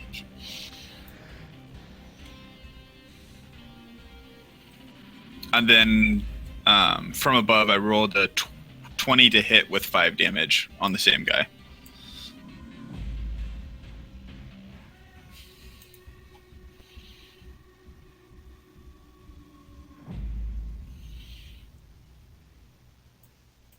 To hit. Okay. Oh, with your club? With my club, yeah. Oh, okay. All right. And 3 damage for you, and 5 damage from him. Okay, so sorry, -3, -5. So as you blocked his dagger to the side, Dwayne comes swooping up from behind, claws it in the back of the head, and then as you're pulling around, you smack it in the face as it's kind of coming forward from the claws, really just pounding it down, and it looks really dizzy as you guys would keep clobbering it in the head. That's called fucking teamwork.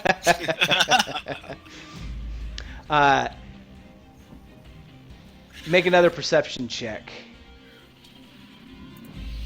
And you as well, Michael. Okay.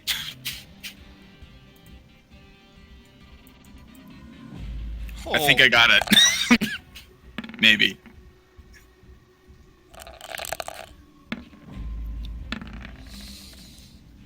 The only way I can do better is if I roll a 20.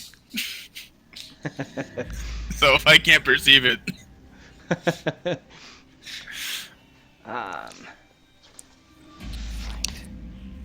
So I'm just double check and make sure I got the right ones. Oh no, that's all good. It'll give me time to fiddle with Dwayne's sheet, see why his attack roll's not working. So as you're engaging this one, you smack this one in the head. Another these dark creepers just comes out of nowhere, out of the shadows, and lunges up to stab at you in the chest. And as you're clobbering this other one in the head, you're able to continue the turn and deflect the blow of this other blade. Holy shit! I think I'm gonna get stabbed. No wonder these doors are getting rocked. Tyriel, he takes a 5-foot step back out of being engaged to the one right in front of him and fires another arrow at him. I'll use the right weapon this time. Oh, 2 7s. So he takes aim, but with the step back, he kind of fumbles on some rock and loses an arrow, and the arrow sinks into the side of the little building that's right next to him. He shouts to Uther to attack. Of course, I thought I had a macro up. I guess I don't. Oh, no. It's handle animal. That's why. So... Man, their server must have some Yeah. Having some serious problems traffic. or something. They must have a Yeah. lot of traffic or something right now, maybe.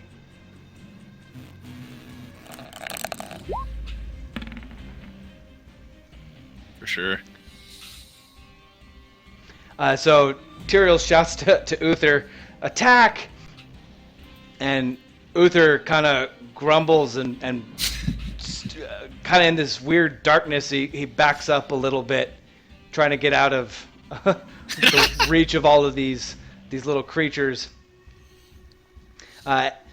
Mikhail, as you're watching Uther back up and kind of snigger, and one of these other little dark creeper things comes out of the shadows and slashes up towards you. Yeah. But it kind of seems to maybe fumble in the darkness, and it doesn't make a very good attack, and you're able to use your shield and deflect the blow before it comes towards you.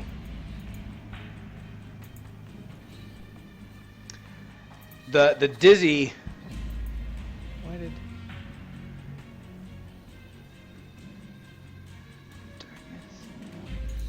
So the large, kind of tall leader, Darkstalker, he steps forward towards you, Mikhail, and slashes at you twice with his weapons.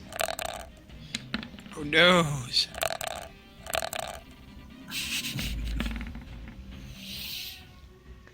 And in this crazy flurry of blows, it almost looks like a tornado. It's slashing just repeatedly and makes two very concerted efforts at trying to slash at you, but both you're able to dodge as it seems it's trying to use its speed and rush to attack you.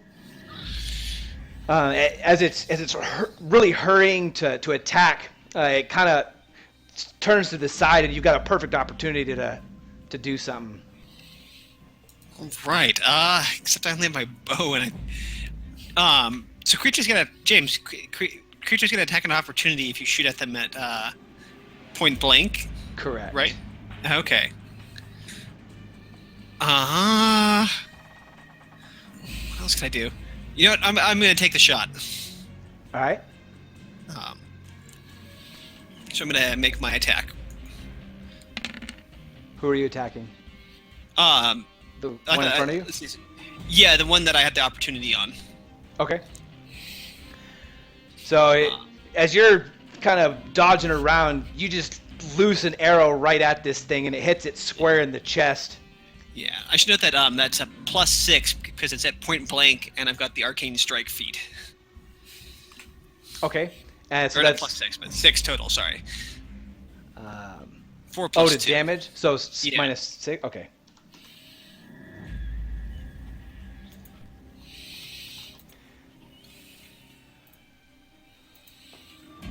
All right, and both the Darkstalker in front of you and the Dark Creeper to your left lash out at while you're attacking with the bow. The Darkstalker with his he's only able to retaliate with one of the short swords, and in his offhand he kind of swings at you, and you're able to just dodge out of the way. But as you're dodging, you kind of lean into the Dark Creeper, and you feel the pointed tip of his dagger stab up into your armor, dealing 2 points of damage. Okay. And make a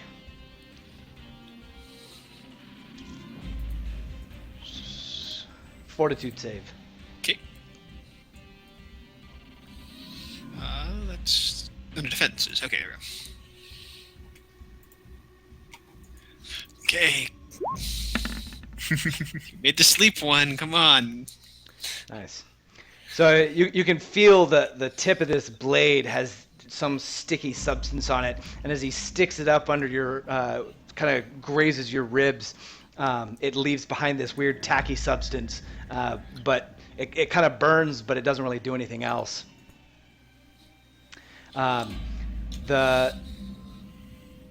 This creeper, he takes a step forward to you as well, Mikhail.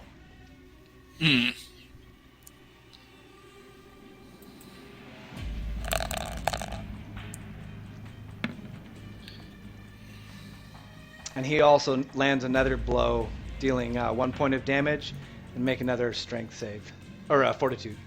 Okay. Defenses.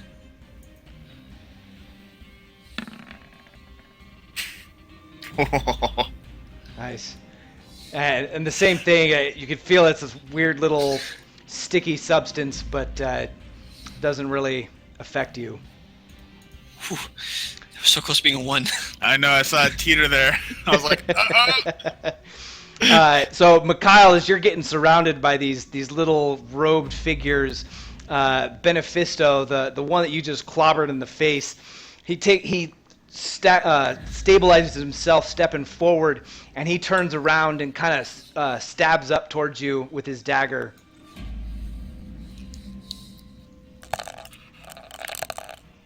These things are tough. But whether it's from the just amount of damage you've done to its head, or maybe the darkness or something, it kind of stabs off and it doesn't even come near you.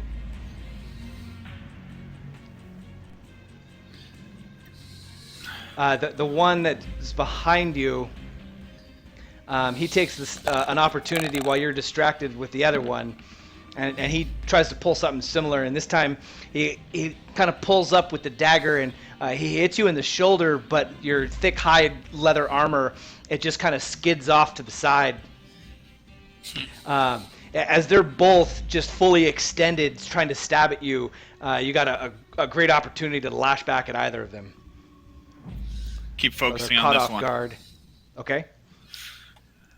Let's see. So first, I'll go with mine. Blammo. Whiff. Bust. So- Buzz. So in almost the essence of like the drunken master, this clobbered one that's looking a little woozy, he kind of like slumps to the side as you swing, and your club goes harmlessly over its head. I'll tell Dwayne to attack. Honey?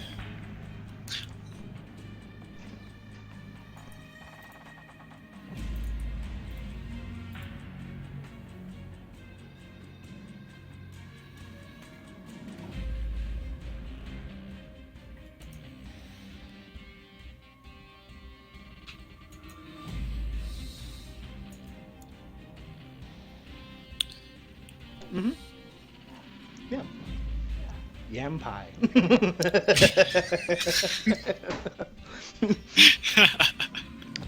That was pretty good.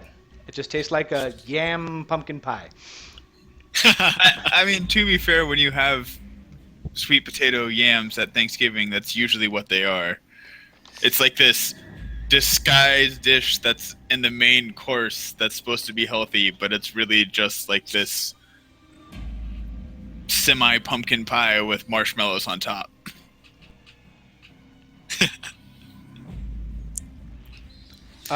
So Tyriel is going to drop his bow off behind him, kind of throwing it towards the side of the statue, pull out his longsword, and attack the one that he's been attacking.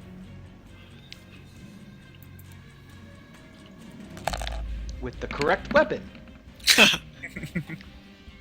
Oh, there we go. And he comes down and hacks through its shoulder and cuts deep into its shoulder and neck. You kind of see a bunch of blood spill out from its throat as the thing just goes toppling forward and towards the Darkstalker. He's gonna...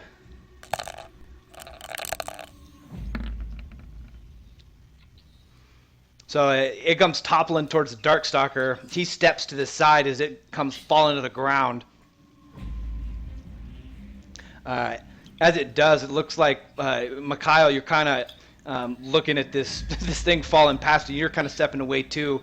And the Dark Creeper to your left takes the opportunity and stabs towards you. Damn you, you bastard! And he just lands another blow, sinking his dagger, this time into your thigh, dealing 3 points of damage. Make another fortitude save. Okay. Go to the defenses. Come on. Come on. You can do it. Switch tabs. Sorry, getting some lag here. No worries. Go to the defensive tab. Oh, really? Come on. So as you guys are fighting all of these, you start hearing a lot more combat start to kind of the din of swords and hammers and shouts kind of start to ring up around you as a lot of the Duragar. Oh, come on.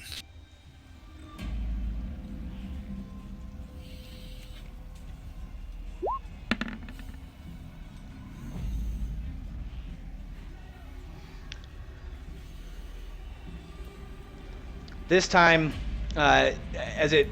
Oh.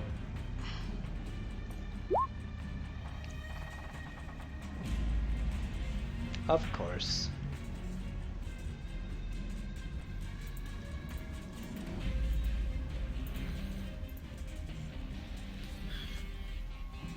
All right, so we still lost Michael. Can you hear me? Bust. Yeah, I can hear you. All right. Do you like how I'm doing the combat so far? Is it a little faster I am. paced and Oh, definitely. It took me a second to like attack of up. Why did I get an attack of up? Oh, it's my turn.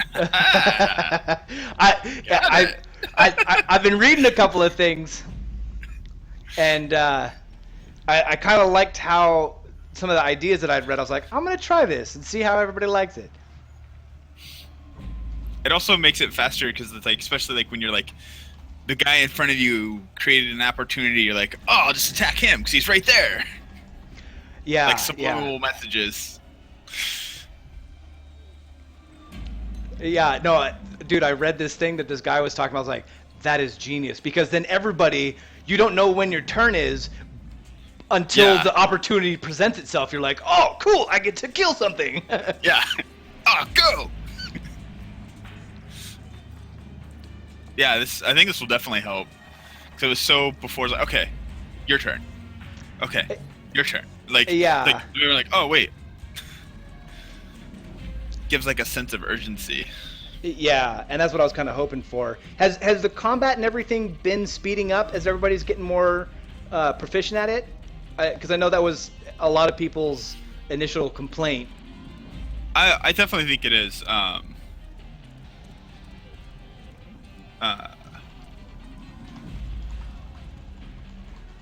It's definitely speeding up from that, and I think the way you're doing combat now, when we have everyone else, that'll also speed it up. And then as long as we can get everyone to make their macros. I think being able to drag the buttons to your quick bar will really help. I was like, dude, that's awesome.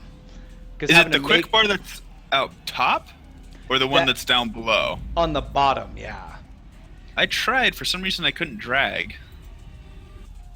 But It has to be. It can't be in a new window. It has to be in the same got it. tab Okay. of your browser. If that. That makes sense. Let me see if I can. So I have mine that pop out to a different window. So if I just change that, I can set up all my macros. Yeah. I did it a different way to where I found one of my previous macros for my skill and just hit copy paste. Like, here's my handle animal. Yeah. Something I found out too is you can colorize all of the macros on the bottom. You right click and there's a color. You can change all the colors. Oh, cool. So Mikhail, you got poisoned. Okay. Figured as much with my roll. Which stat does it hit? You take 1 point of strength damage. Okay. Temporary? Yes. Yeah, it's the poison. Like night's sleep, you get you recover 1 point of ability damage. I just wanted to make sure. Yeah. That'd be brutal. Yeah. So the Dark Stalker, the larger cloaked figure before you, Mikhail. Oop. He takes both of his swords as you're also kind of you flinch at the blade biting into your leg, and he swings both of his swords at you.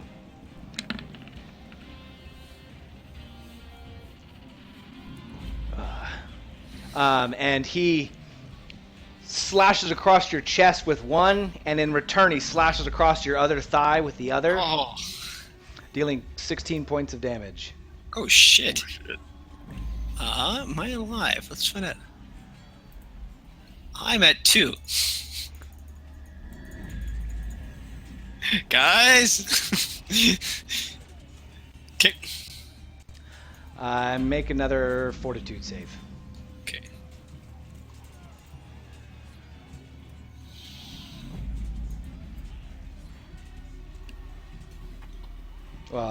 Make 2 because he had 2 weapons. Oh, okay. Actually, no, just the one. Sorry. Okay. Did it roll yet, or my things are lagging again? Not seeing it, yeah. Okay, I'll go ahead and click it again.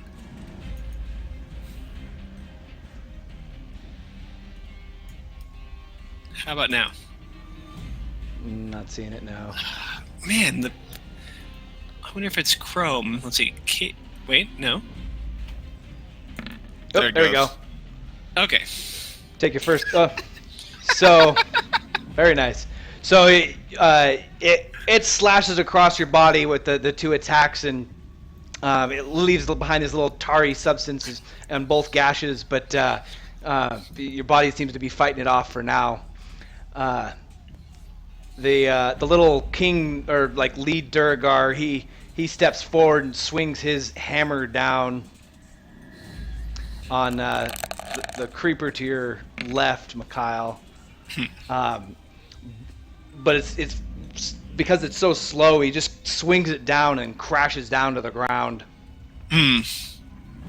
As the thing kind of jumps to the side, the Darkstalker in front of you, he kind of gets a little weirded out, and you got a perfect attack, a little opening for you, Mikhail. I don't really risk shooting at this point, because if I get another attack of opportunity, I'm going to go down. Can I change weapons? Changing weapons engaged in combat will draw an attack of opportunity, but you can take a 5-foot step out of combat without... Okay. I'll go ahead and do that. So wait, can I take a 5-step and shoot, or is that too much? No, you can take a 5-foot step and shoot. Okay, cool. I'll take a 5-step and shoot this huge bastard who kept on attacking me. I don't think your health updated. Oh, thank you. You still got 6 hit points. No, that's not accurate. Oh. There we go. Oh, yes! Oh. Very, very nice. So you're the creeper or the stalker in front of you, the tall hooded one. Yeah. So Mikhail, you just in this rage of fury step back, pull your bow back as far as it'll go, just as far as your strength will carry it, loose an arrow, and the arrow just sinks deep into the Darkstalker's chest, kind of off to the side, right above his lung. You could tell he starts bleeding profusely from the chest, and something that I've decided is all of your guys' crits will create secondary effects, so he's now bleeding. Oh, yes. Nice. So you get +1 for the arcane strike and +1 for the 30-foot, the close range. Yep. 16, 21. All right. The Duragar behind you, he kind of emboldened by your serious amount of just this deep arrow that you embedded in, kind of runs past you, steps over the dead body of his the other Darkstalker, and swings his big hammer at the same guy, and it looks like he's just about to hit it, but the Darkstalker, as his kind of like really dexterous body, just kind of bends to the side and is able to dodge the hammer as it blows by. Get that bastard.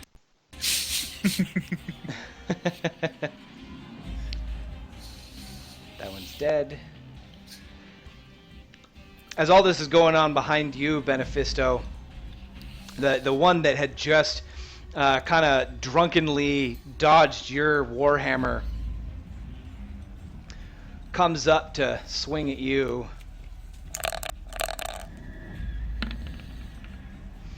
And he kind of stumbles and lands on his knee and tries to stab it up at you, but just kind of stabs up into nothingness. The other one, kind of to your to the south, seeing his friend kind of go into his knees, he kind of steps forward to try and help him, but thinks better of it and stabs at you. But because of the indecision, he also kind of haphazardly swings at you and completely misses. With the one on his knees and the other one kind of swinging wildly, Benefisto, you got a perfect opening. Okay. I'll have Dwayne attack this one. Okay. Let's see here. If he Yep. decides.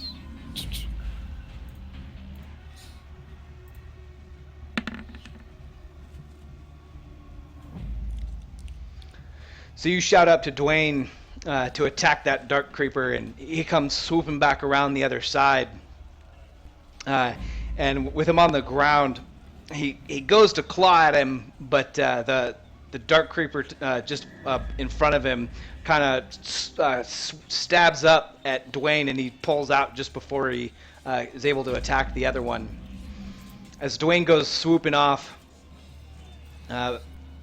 Tyriel, he steps forward with his short sword, or his long sword, and tries to attack the tall hooded figure. Get him, Tyriel.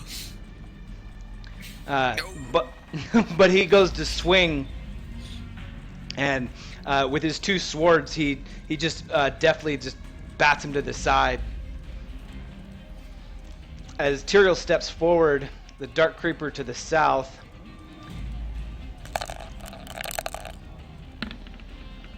he makes a lunge for Tyriel, but Tyriel blocks it with his buckler.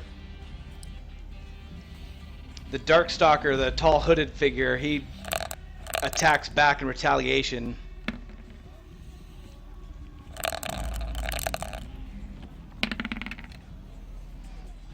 And in this flurry of blows, swings his sword several times, and Tyriel's able to block a couple of the blows with his buckler, and then block another one with his sword. The little head Duragar, as the southern dark creeper lunges at Tyriel, he also swings his hammer down at him. But again, it just dodges out of the way as he swings and hits the dirt. Mikhail is the ground kind of kind of explodes with dirt. You see that everybody's kind of distracted with rubble in their face. Whoa. What hit? The head Duragar's hammer. He hit the ground. Got it. Yeah. Got it. Okay, okay. Cool. If I've got the opportunity, I'm going to take another shot at that. Well, let's see. Actually, he's in combat with Tyriel now. I'll take another shot at that. The big one who's bleeding, if I can. Okay.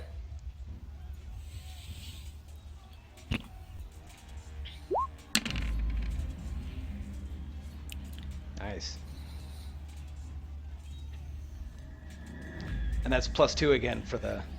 Yeah, for point blank. And what's Arcane Strike? It's a flat +1 to damage if for anybody who can cast arcane spells and uses weapons. Nice. Oh, it's a feat? Yeah, it's a feat. I could double check if it does anything. Oh, and it makes my weapons count as magical, I guess, is the other thing it does. So yeah. I didn't know you'd taken that feat, so that's pretty sweet. You draw back another arrow and you aim for the same spot that you hit before, and the Darkstalker, as it kind of little shower of dirt in its face from the hammer, is distracted and it doesn't see your arrow coming, and it hits him in the other shoulder, dealing a good little extra amount of damage. The Duragar next to you, seeing it also as a good opportunity to attack, he tries to swing his warhammer again.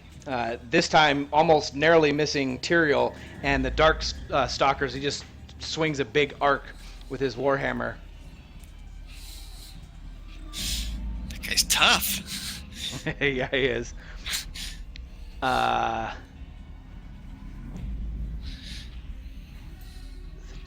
so the kind of drunken, the fairly stunned one that's next to you, Benefisto. But now my rolls are starting to get slow. He makes he gets up onto his feet again and slashes at you with his dagger, but you're able to just block it with your club.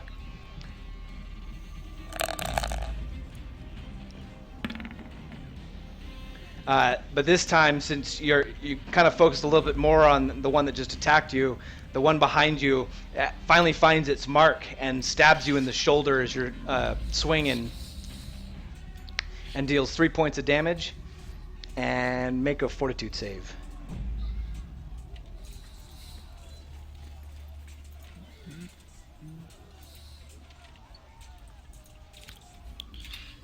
Got a 15, if you can't see that. Yeah. So it sinks its dagger right into your armor, and the blade kind of catches a little bit because of the thick hide, and you feel the strange sticky substance on your shoulder, but it kind of burns, but nothing else. And with the weapon kind of tacked on your armor, you got another good opportunity. I'll swing at him. Actually, I'll swing at the dazed one that missed. Okay.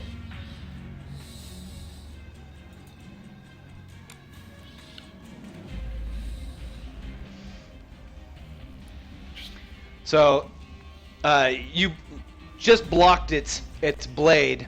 You get stabbed in the shoulder, and you come down, and finally getting damaged. You're just pissed, and you clock it across the back. Dang it!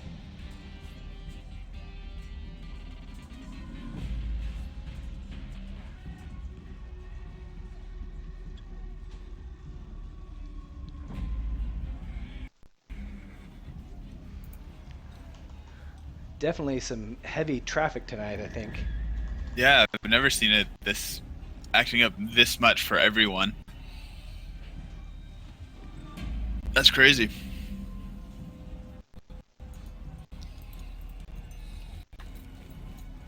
Strange. Yeah.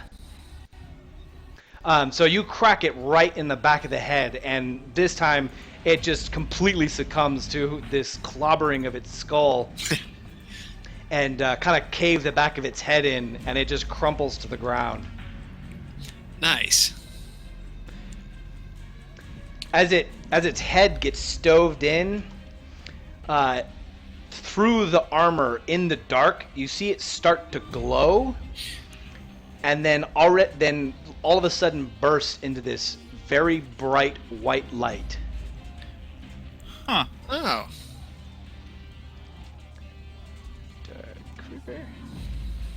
Interesting.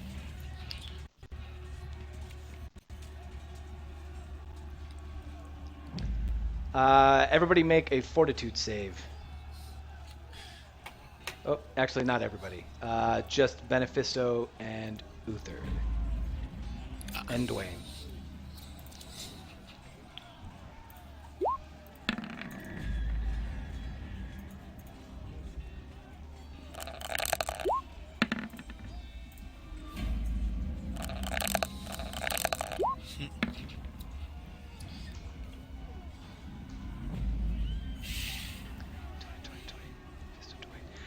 So this big blinding white light just erupts right next to it, and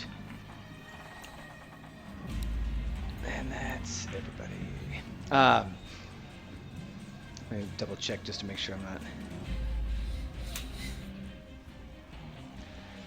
not. And it just kind of leaves behind its clothes. The body just completely disappears, but there's this this little lump of ragged rags in its dagger. Strike me down and I will become more powerful than you can imagine. Tyriel, kind of shocked at this bright light, and the Darkstalker in front of him kind of looks shocked as this little flash of light erupts in this little corridor.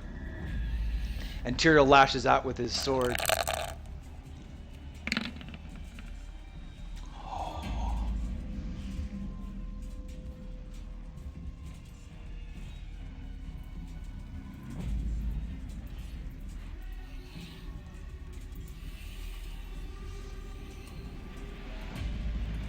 Nice.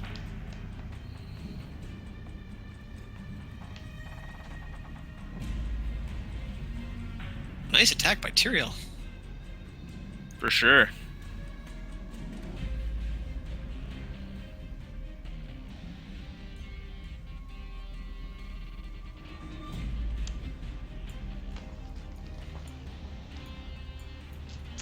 All right. Oh. The Darkstalker looks behind him, and Tyriel kicks him in the chest and stabs at him right after he kicks and kind of follows through, stabs him right where Mikhail's arrow had landed, and tears out through the side, and his lungs you can hear kind of like pop and hiss out, Yes. and it crumbles to the side. You guys aren't gonna like this. No! Uh-oh. He died to the... Takes me down with it. Kablooey! Hard. Yeah. All right. So Tyriel stabs him through the chest. You hear the hiss of his lungs as he starts collapsing. And this time, instead of this little white light start kind of building underneath his robes, it's kind of orangish, and flames start to kind of peel out of some of its robes, and a huge fireball explodes all around. Oh, shit. Please don't kill me. My stupid Adobe. Oh. Oh. Uh-oh. My rule books keep just Crashing? collapsing. Yeah. There we go.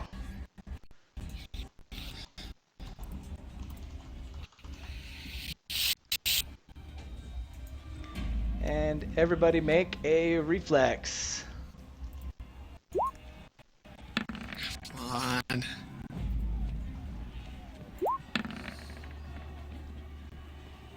Damn.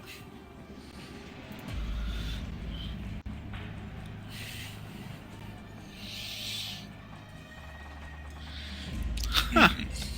Both me and Dwayne rolled a 6. Tyriel.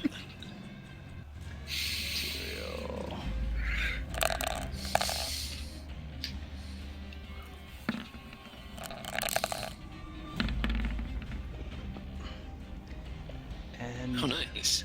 the Duragar. It's a nimbly bear. I like to call him Nimbly Bimbly. Not really, but you know. Uther makes the best reflex save of everybody. Stalker. There we go.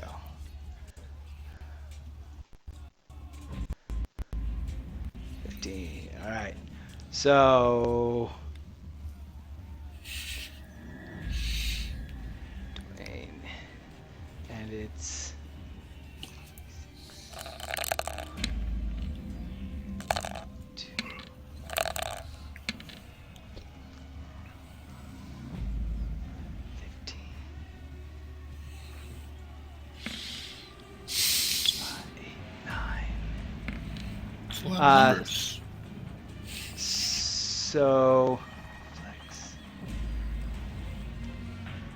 So Mikhail and Benefisto, you both take 9 points of damage. Oof. Okay. Can I use a hero point to re-roll the save? You can. Or is it 2 to stabilize too? No. Let me see. Act out a turn. Add a bonus to your roll, +4 after the roll. extra action, re-roll, but you must take the second roll. Cheat death, use 2. But so the way death works is you're not dead until you're at negative your Constitution score. So Okay. so whatever your Constitution score is, you have until you're dead. I didn't put dying on here. Oh yeah. And you take a -1 hit point per round until you're stable. And it's a Constitution check of DC 10 plus your negative hit points. Does that make sense? Okay. So Well, you I'm can gonna- re-roll if you want. It's up to you. Can I'm just also giving you add the 4 full to it information. as well. Yeah. Do I want to make 4? I didn't know they made that change to Constitution. That makes Constitution much more valuable than simple hit points. Yeah. That's a Another good thing, change. just for all information out there, we're gonna level up after this session, and you guys are maxed with hero points. So Yeah. I'll go ahead and let's see. It's kind of gamey, but I think Dwayne saved, so I'm gonna go ahead and add 4 okay, versus rerolling. okay. Does that make a difference, or am I rolling to stabilize? Let's let James decide what he wants to do. Oh, got it. Sorry about that. You know what? Fuck it. I'll use a hero point to reroll. Okay. Just for me though. I'll trust. I'll leave Dwayne's where it's at. I guess. Can I do that with hero points? For your animal companion, yeah, Okay. they're pretty much your. But Dwayne did save.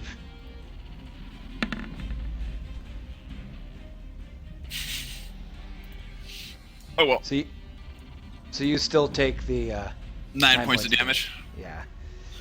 It's fine. Mikhail, you take 4 points of damage instead. Okay, well that's something. 4. Oh, come on, thing. Can you guys hear me? Yeah. Okay. And I -9 for my guy already before I decided to reroll. Just so you know. Say what?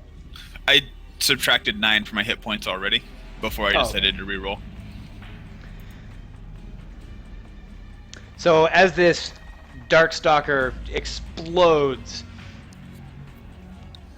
Oh, I didn't roll for these guys, did I? I did not. So as he explodes, you guys all get kind of just blasted with the fire and heat.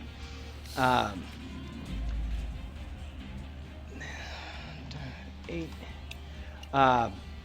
This Darkstalker just almost bursts into flames, and the flames kind of eat away at some of him, but he's still doing fairly all right. This Duragar, he gets blasted back by the flames, gets tossed up, hits the side of the building, and then crumples to the floor. Oh. Hashtag wrecked. This Duragar, the head guy, he gets just blasted with flames as well, but it looks like his garb is kind of a little bit more maybe heavy, and he's able to get out of the way of some of the flames. It takes a little bit of the damage. This Dark Creeper just gets engulfed in flames. It looks like he's kind of on his last legs. And in retaliation, he takes a stab at Tyriel, but falters and slashes kind of just into the empty air. He's dead. He's dead.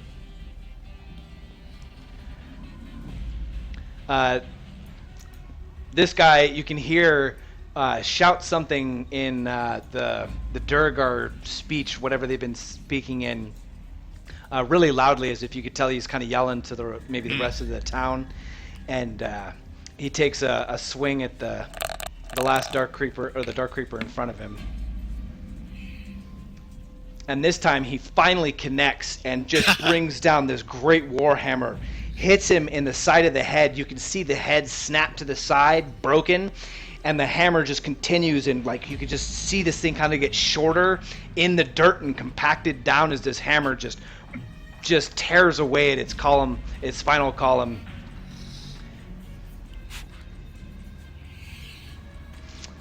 And as it kind of like compresses in this little wad of rags, more light starts to emanate from its creases and erupts again in more light. Everyone make another fortitude save. Fortitude? Or... Just Mikhail and me, actually. Fortitude, yeah. Okay. Sweet.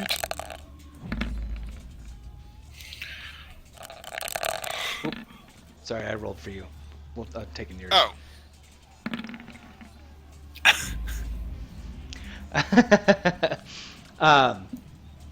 So Tyriel, he kind of looks pretty dazed and blinded by the flash, and he kind of stumbles around a little bit.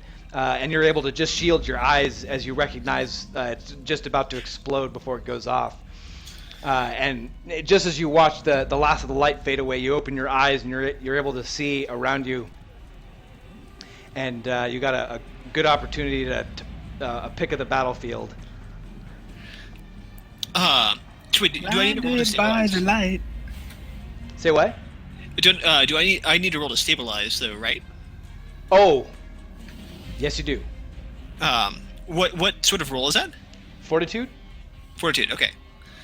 I'll check that. Or Constitution, sorry. Oh, okay. I'll ignore that. And I'll give you the higher roll. Oh, it doesn't matter. It was. What's your negative hit points? I'm at negative. Unless I lost one this round, I'm at negative. Was at -2.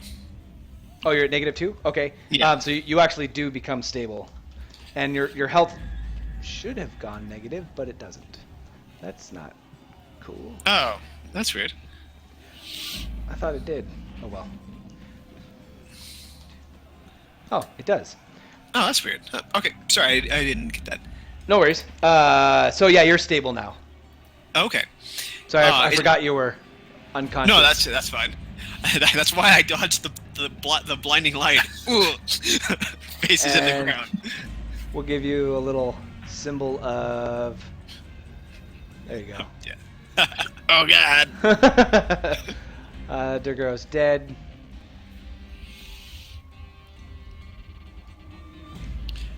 I assume that's my turn, or do I still do Yeah, something? that's your turn. Okay, You're unconscious actually. So. Yeah. So the weird oppressive darkness that the Dark Stalker had cast at the beginning seems to kind of lighten up. You guys are able to see a little bit more to what your normal is. Oh, we should take away the balls if I'm unconscious. Oh, does it go away? Oh, that's a good question.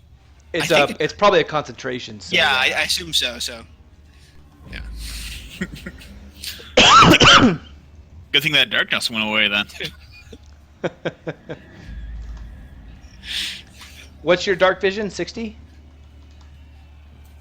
Me? That's the standard, yeah. Yeah. So the Dark Creeper that's kind of behind you, James, after watching his leader explode, you could tell he is not interested in this anymore, and he runs off.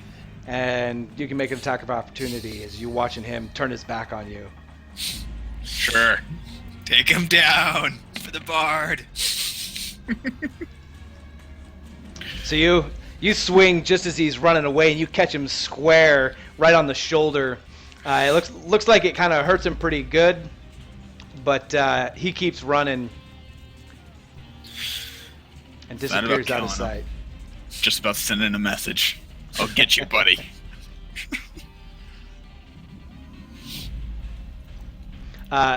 With that, as you guys start kind of listening to the sounds of combat around you, you start hearing more and more Duragar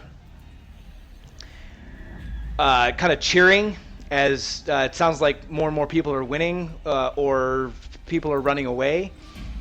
And Benefisto, just barely in the darkness, you see a couple of the shadowy robed figures run what looks out to be out towards the lake, running away. Okay.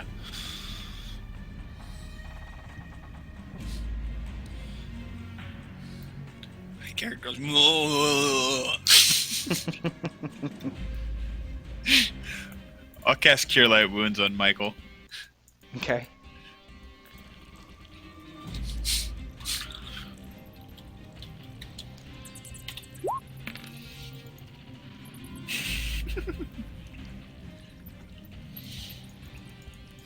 Yay, I'm at 3. And I'll cast my last one on him. Thank you.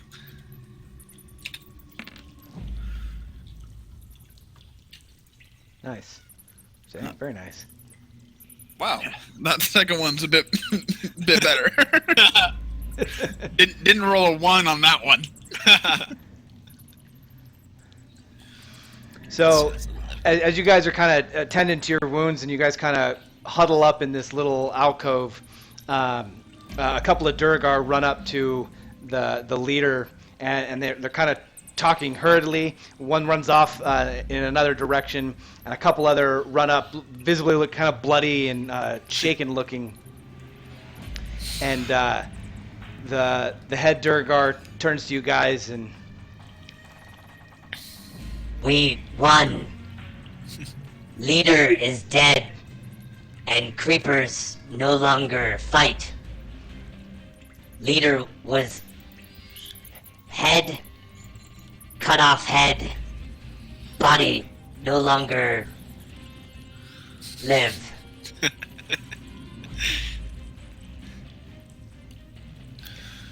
Thank God. I thought we were going to have to fight more of them. So, you guys kind of start watching. A lot of people they start bringing out torches, and the area does kind of start to light up a little bit. Ooh, wrong one. And you're starting to see a couple of people kind of walk by with stretchers, and some people, looks like quite a few people may have died in this little battle. There's a lot of talking going on, and the leader winds up conveying to you guys that they think what happened is after you guys tripped the sleep trap, the Darkstalkers must have come through that way, as none of their other alarms went off, and they didn't have time to reset it. Yeah, sorry about that. And for Hey, we solved now, a problem for you. You're welcome. for now, it seems like either they've all won, or they're not coming back. Kel's gonna assist in moving the people to stretchers and or graveyard pile or something. So they kind of go about their business of giving kind of funeral rites and kind of tending to people's wounds. A healer comes by and casts a couple of heal spells on everybody. Yay! Thank you, hero. Here, look. Ooh, a big orcish hug. Mikhail, what's your you got cure moderate wounds, Mikhail, or Benefisto? What spells did you roll? I had Cure Light. Only had Cure Light memorized.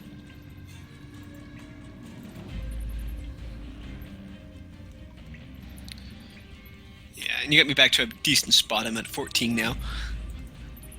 That guy scared me, though. That crit. Like, oh yeah, I can take this. I can take this. Oh my god. Okay, bards aren't melee.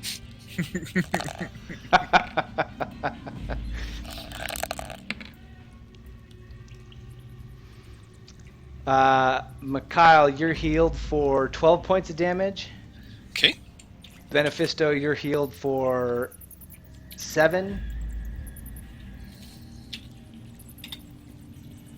And Mikhail, Tyriel for 6. Wait. Whew.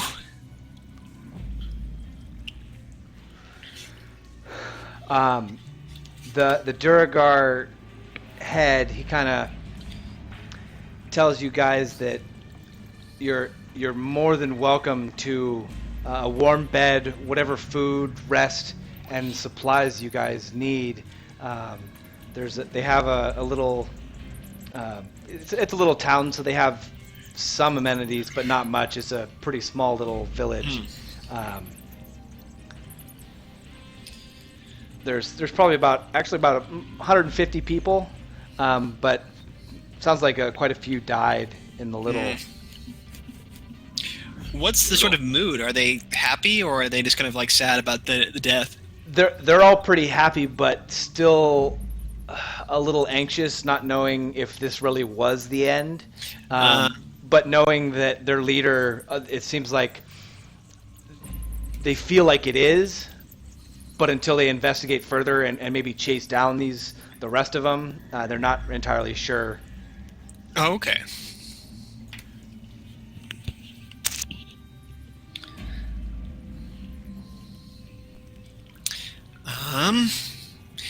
James, anything we want to do around the town? Do they have shops? We can go see what they have, I guess. I don't think they'll have much, though. Guessing what they're wearing. As far as shops go, like they do mine, so it does seem like there's an abundance of metal. You guys can pretty much buy most things right around maybe 500 gold. They do have a few magical items. They have a scroll that's a couple of scrolls. There's a scroll of shield, bull strength, entangle, and scorching ray. There's a heavy shield +1, heavy wooden shield, and a ring of protection +1. Oh. As well as a potion of haste.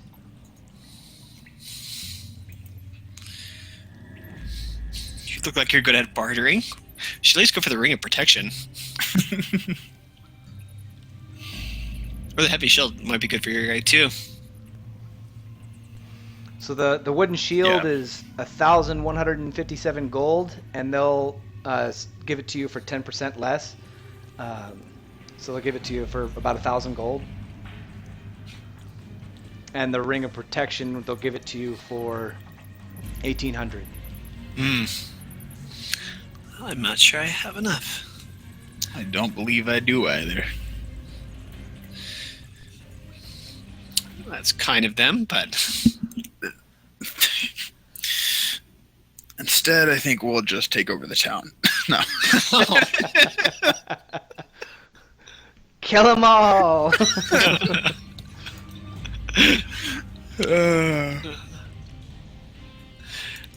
Well, I guess it's more fish drink for me.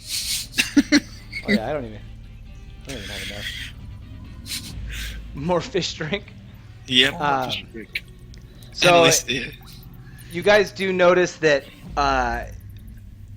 coupled with the battle and the previous battles you guys had a little further up the cave, you feel like it's probably getting to what you would feel as night. So if you guys wanted to rest here, you can.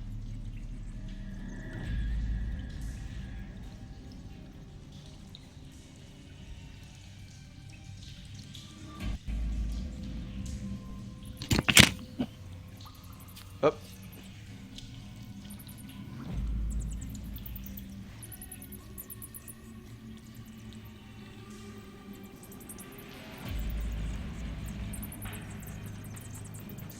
coupled with the battle. James stepped out. Ah. I saw him put his headphones down just as my video refreshed. But coupled with the battle, you guys realize that it's probably close to what you guys would assume is night, and can take a good night's rest at this point. Yeah. Sounds good. Whew, scary encounter. You guys did pretty well. That last fireball, I knew it was coming. I was like, uh-oh. Well, I knew I needed it. I was like, okay, I got the hero points. They're kind of a nice safety net for Yeah. times like that. Yeah, it makes it so you're not like, oh, I'm dead forever. Yeah. But I really like how they changed the death rules to your Constitution score. Yeah. My character is a little sturdier than I realized. What's your Constitution score? 16. Woo! So, I don't know if you caught it at the end before we all crashed. With the couple with the battle and all the adventures you guys had before up further in the cave, it is what you guys would assume would be nighttime and are pretty tired. So if you guys want to take at least a safe night's rest here, you guys know you'd be safe in the village. I think we should do that. For sure, yeah. Regain spells and so full night's rest. It's our level, so we're all level 4. We all gain +1 or +4 hit points. Okay. And you regain 1 attribute point you may have lost to poison. So I think you only Oh, cool. lost 1 point. Those are some good saves there.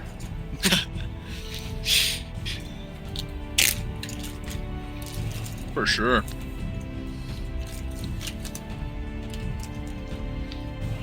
It's like, yeah, this isn't so bad. This isn't so bad. Chris. Oh, shit.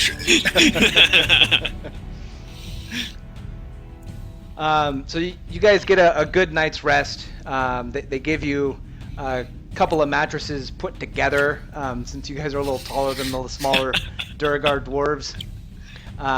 When you guys wake up in the morning, it seems like there's a lot more relief in the little village. Everybody's seems to be a little more excited as you guys find the head leader. He tells you that they found a few more of the Darkstalkers in the night and killed a few of them, but they all ran away and they had no interest in battle. So it seems like for now the town is safe and free of them. Yay! For sure. What about that orb? Do you really want to... That's their, like, sacred orb of fungus growing. We might need it. But we know where it is, and we can come back for it if we need it. Okay. With a team to wipe out the dragon. No. And get that ring of protection. There still are a good 150 Duragar down here. Yeah. I've seen the cousins play D&D before.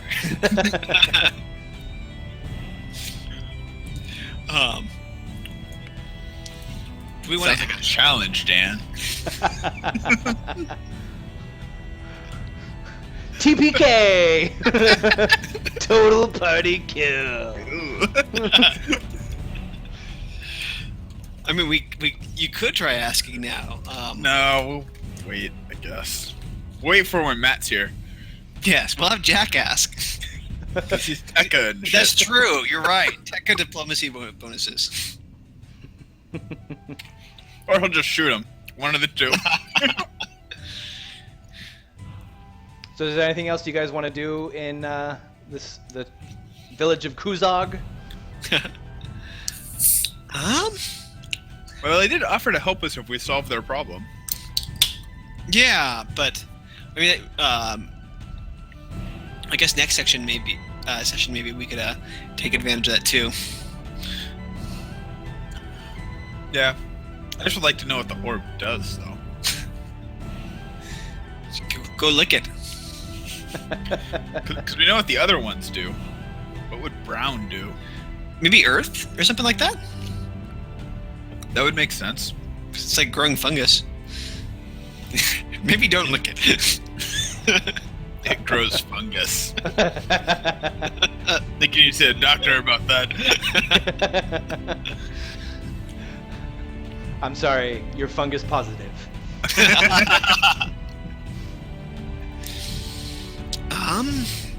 Yeah, I guess Cal is going to try to piece together what history of the Tekka the leader is willing to tell us. He's kind of interested in, given that there's no tales or history of this clan, that's kind of an absence in the song that Kel needs a remedy. So he'll kind of spend the day kind of trying to hear as much from the leader or who would know about the Tekka and the history of the Tekka. So the leader kind of sits down with you, and Kakru, he goes over as much as he knows. It's all pretty vague, especially in what language he can get across. Just mainly a reiteration that this Seraph was one of the Tekka that had built or constructed this orb. Where it came from, where he came from, is it's lost. They don't know. The little they know of common language was handed down through just a book of kind of admonishing the town to take care of and guard this orb against all, because it's a key to powerful magic. And their understanding of magic is a little different, maybe because of their isolation. They've never even heard of the world. The fact that you guys are even down here, they were kind of shocked that there are other creatures. You could tell they don't really recognize your races. They've never been to the surface, and they don't have any history of the surface.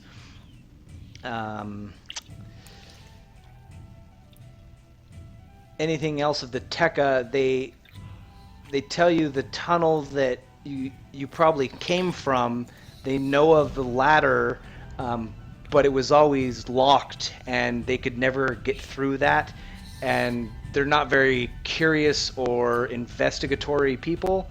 So they just believe that it was Seraph locking them away from something dangerous to them. It's not locked anymore. Shh, don't tell her that.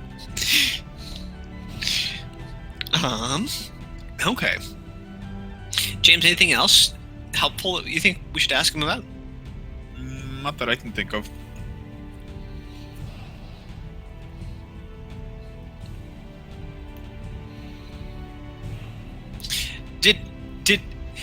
Do we have the other orbs? Like, because if Tekka made that orb, we could I don't think we have any with us.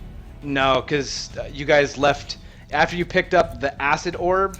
The only other orb you've touched is the one that you touched with the skeleton hand. Oh yeah, that's right. The cloud orb, electricity.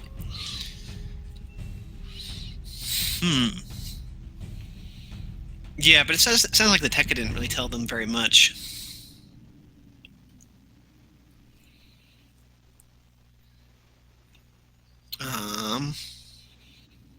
We could try to get the recipe for the fish drink. Bring it back to the surface world.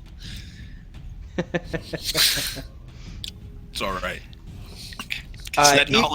Even in your orcish taste, the drink is fairly putrid. We won't be selling that to anyone. Probably not. This drink will be forgotten.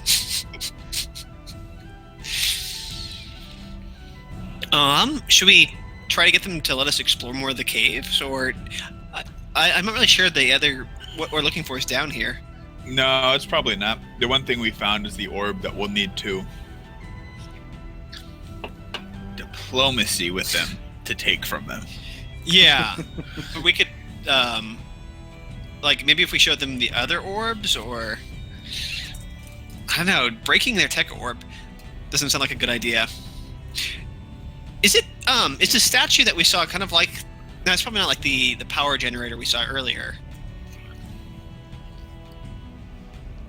That's Yeah. the statue. That's the statue. Upon closer inspection, you're able to really read the crude words, and it says, "Mighty Seraph, he who created the orb of light and began the bounty of Glimmerweed." Okay.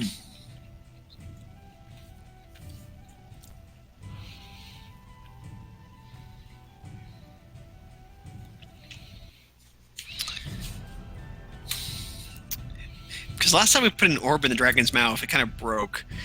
And I'm not really sure taking their sacred orb and breaking it. Well, That's a good idea.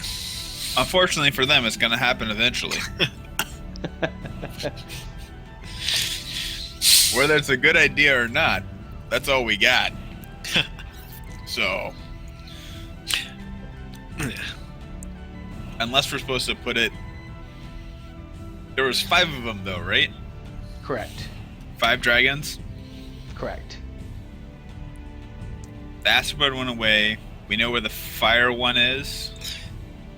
We know where the ice one is. We know where the electricity one is. And now we know where the brown one is. The shit-covered one. The fungus one. Fungus among us. We also found that that altar that neither of us were really good at, that we really need to have Jack look at when he gets a chance, because it might be some technology.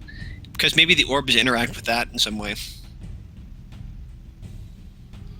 was at least one of the hypotheses that we haven't checked out. Yeah, it's true. But...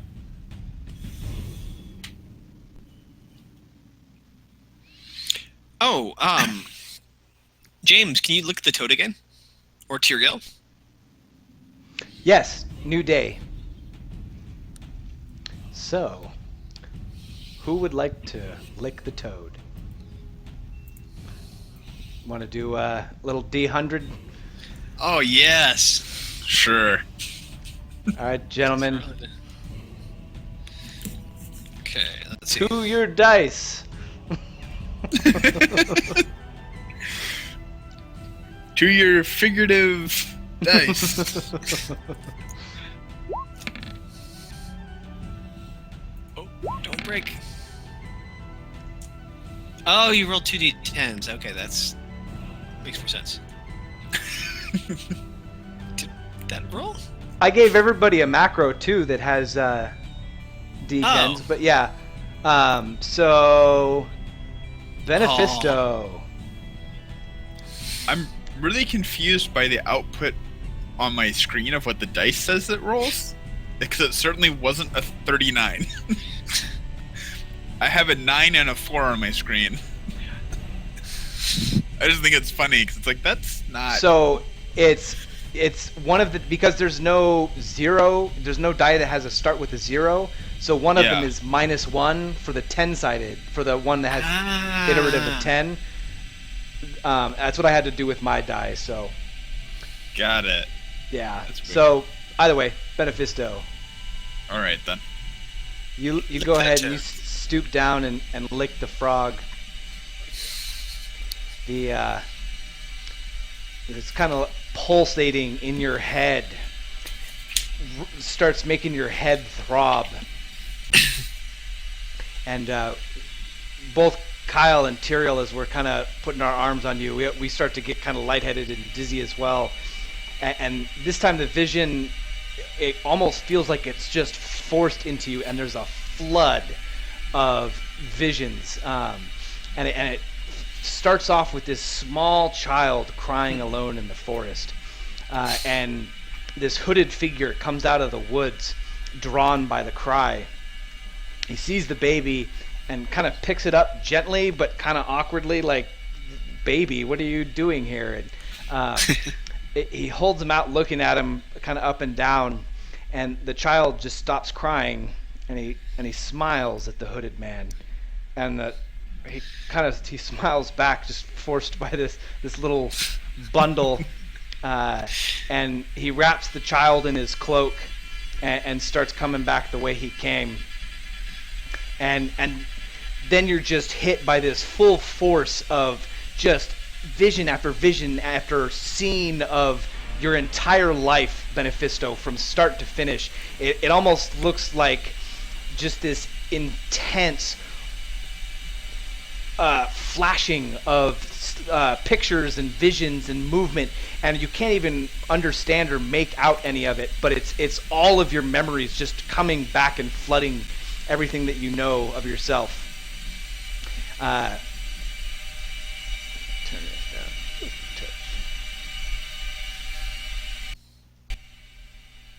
There we go. And as you kind of come to the last bit of your memory, you see yourself start off again where our whole adventure began, of you just appearing, laying down in this bit of rubble with all your current companions, and the war around Castigan at night. As your vision finally goes into your mind, and you're trying to process all of these flashes. Roll 2d8.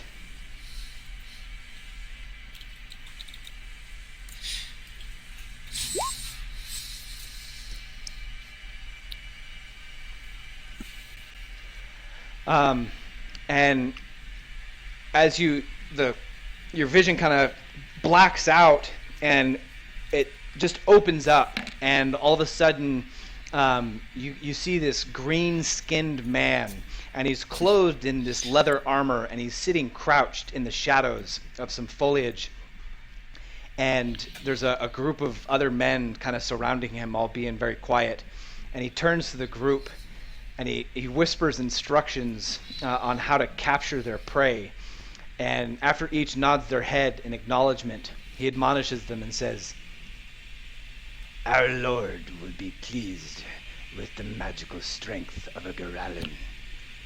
We must capture it alive. A flagon of dwarven mead to he who takes it down, and any who kills it owes the same." And the squad kind of sniggers, and they all spread out and disappear into the shadows. And as they all disappear into the shadows, the forest dims, and then it kind of changes, and there's a bunch of bodies that lie scattered around the ground, blood crusted around puncture holes, and you see Jack, and he's surveying the scene, and he says, "This must be the right location." And the whole group, they're working their way forward, and there's a break in the trees off to the left, and it opens up, and Benefisto puts his hand up in warning, and everybody gets real quiet, and everybody all crouch low, and as the party looks off in the direction that Benefisto points, this strange black creature walks out onto a rock outcropping ledge in the distance and lets out this haunting howl. And after a few seconds, the howl's answered in this whole concert of numerous howls coming from all around you. And the howls echo in your mind as we're all pulled back into our bodies. Yee. Yikes. So that last one might be the present, which means we're in the future. Yes, What? that already happened. I remember fighting that creature already. You're right. Nothing to be afraid of. Okay, so that's useful. So I'm guessing the baby was you. Yeah. And, so that means. Yeah. So Benefisto, as you're slowly coming to recognition of all of your past, and you're trying to process a lot of it. It might take another day or so to really recall and understand everything that you saw. But you remember your mentor Haveron and all the things that he did for you growing up, teaching you how to be a druid, and teaching you the ways of the forest. Remembering how he died in the fire, and everything that happened after that. As Tyriel, he's trying to process all of this, and he turns to you and he asks, I've been meaning to ask, what was the meaning of the previous vision you had, where we just saw you killing incessantly? What do you feel that you can share your past with us now? That was me delivering justice to the men who killed my mentor and defiled my homeland. But that was one small piece.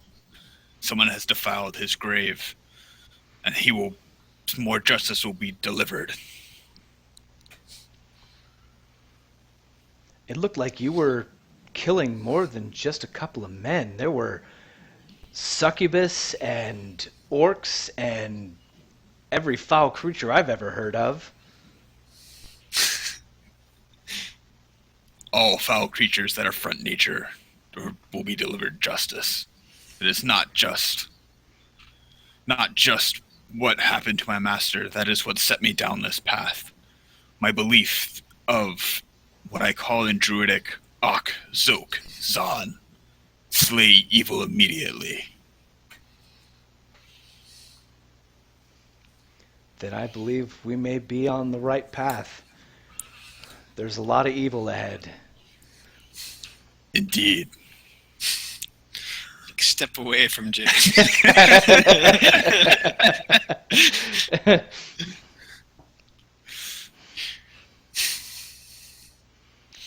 Tyriel tucks the frog back into his pack, and with a bit of trepidation and respect, kind of backs away from Tyriel, or from Benefisto.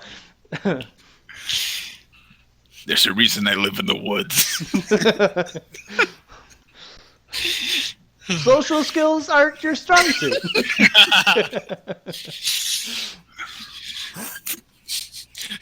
Leave the diplomacy to the orcs. That's saying something.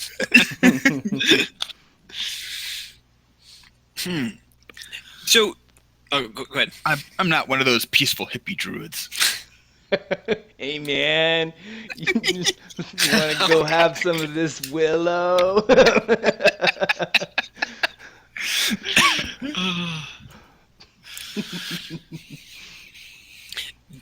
So, the name of a gorillon, I think, was what the orc guy was saying.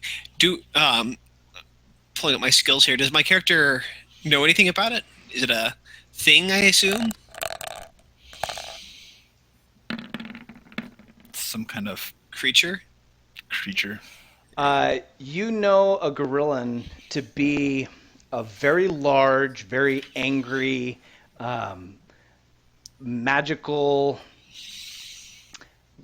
basically a gorilla with 4 arms. They tend to be creatures that stay in packs, but every now and then you can find a lone one that's trying to start its own nest or something. But very few people survive encounters with gorillons. I wonder what they could want a gorillon for. Especially a live one, too. clearly to try and control it. Yeah, and who their lord is.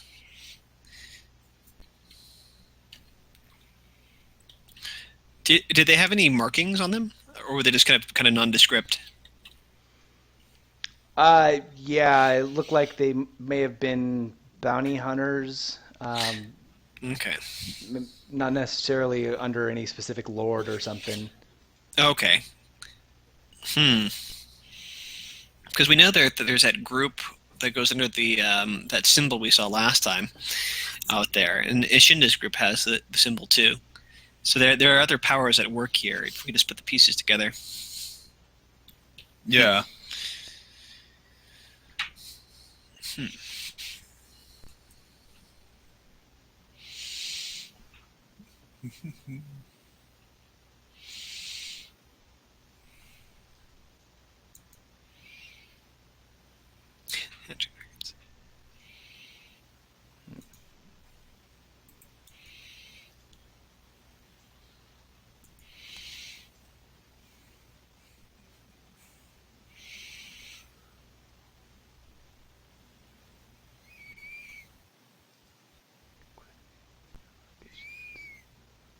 There we go.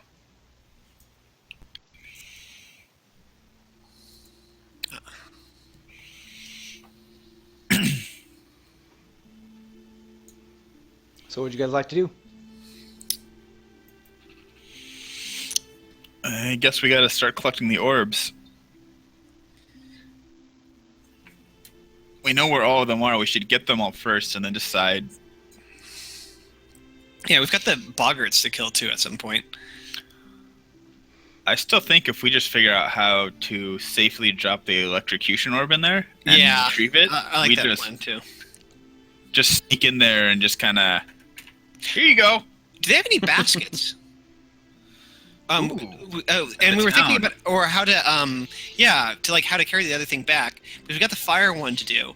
If we could like barter for like a basket for the electric one, like a wooden basket or a bone basket, and then like an iron cauldron or something that we put water in, and we put the fire orb in the water. That might make our job easier. Yeah, for sure. It's a good idea before we take off. What about the ice one? What can We're talking about putting it, just dragging it with something wet against it or something like that, and then attaching it to a rope or something. But Oh yeah, if we like take a piece of cloth and touch it and it'll freeze, and then hopefully we don't freeze if we grab the cloth. Yeah. Could put it on a stick like a hobo. Yeah. Assuming it again that it doesn't freeze everything else. Yeah, of course. Yeah, these are just kind of some assumptions. So we should look in town for a bone basket and kind of I don't know if they'll have a metal cauldron, but we'll see if they can ask. Yeah, well, it's underground. Maybe they got minerals. So you ask the leader, see if he has any ways to. Are you guys asking him if they have the baskets or just that? The basket and the cauldron or something like that. Like I describe it as a cooking container sort of thing. Iron yeah. containers. So Kakaru, kind of confused at why you want containers, says sure. He'll find a couple, and he goes off. He comes back with, like you said, they don't really have wood down here, but there's some like roots maybe from some of the trees above, and bones all weaved together into a couple of baskets. He did find a iron cauldron, not really big, more like a large pot. Okay, well, that's something. We thank him.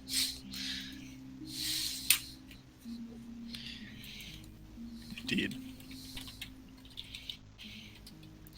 Okay. Well, this is good. So we should head back up then, and see if this works. So as you guys are leaving, he knows that you guys had a couple of questions about the orb, and been at least a little interested in it, and he offers the little insight that he knows about it, that there's a little bit of magic in it, but he knows that for every like moment you touch the orb, the magic drains in it, and as long as you don't touch it with living hands, the magic won't really run out that he knows of, but when they've moved the orb in the past, the magic has diminished with even not touching it. You know, they have like a little carrier. So that, you know, he kind of says that any movement of the orb seems to drain whatever power it has. Oh. We bring the dragon statues to the orbs? Maybe. Okay, well that's useful information. Yeah, it's just it means two things. A, our plan may not work to kill the Bogarts, but B, more importantly, we could theoretically waste all the power that they have, and then we could safely move them whenever we want. Oh. But do you think they'll Somehow. still work if they don't have any of the power? That's a good question. The dragon broke the orb, so Yeah. But have we decided that was a good thing? we don't know. Yeah. Okay. Well, we're better off with this information than we were before. Yeah. It means We've we got- might want to be safe and actually kill the Bogarts Yeah, and maybe the snake thing. and the snake thing, rather than trying to use the orb's powers. Yeah, we've got to be a little more careful with how we use it. It feels so good to drop it into the lake, though. It really would. The world won't be saved, but we'll be like, yeah, we electrocuted some Bogarts. Yeah. So what do you guys want to do? What's next, gentlemen? Well, I guess we Jake? gotta start collecting the orbs. I mean, we can safely move the electricity one, right? Or we can do more combat. But the electricity one's not contested anymore, so we can move that one too. Yeah. I'm good for only about another half hour, or two at most. Okay. Probably avoid the combat. Yeah. We could start melting the ice so we could all fight the snake.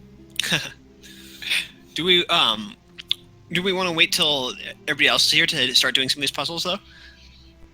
Like, do you know when does Matt get back? He's gonna miss it. It's not a big deal Oh, because he's missing next session too. So got it. Andy should Is be he- here though. Oh, okay. Yeah, our next sessions would be the 6th. Yeah. Or When the do I travel? 9th or whatever. 10th. Second Sunday in December is what I'm getting at. Or first Sunday. Yeah. Whatever. The 3rd, whatever. Figure it out Okay. later. Yeah, so I think my vote's going to be to wait for the party so that other minds might have something before we, James and I, break everything. What? What's wrong with that? We could go investigate the dragon statues and get a better look at them. Oh, okay, Since that's we worth only it. really looked once and then just kind of moved on after we got attacked. That's and true, just- yeah. So I guess the plan is we'll have to run through the blade thing, but I think that wasn't too hard. All right, so you guys kind of hop in one of the boats and start heading back up towards the top. Yeah. Yeah. The tunnel, the little luminescent glimmer weed is still glowing fairly nicely. You guys make it back up to the tunnel, haul Uther back up the shaft, and make it back into the Crescent Passage. I'm going to grab a patch of glimmerweed to eat on my way out. So you stuff it in your pocket. Yep. Tasty.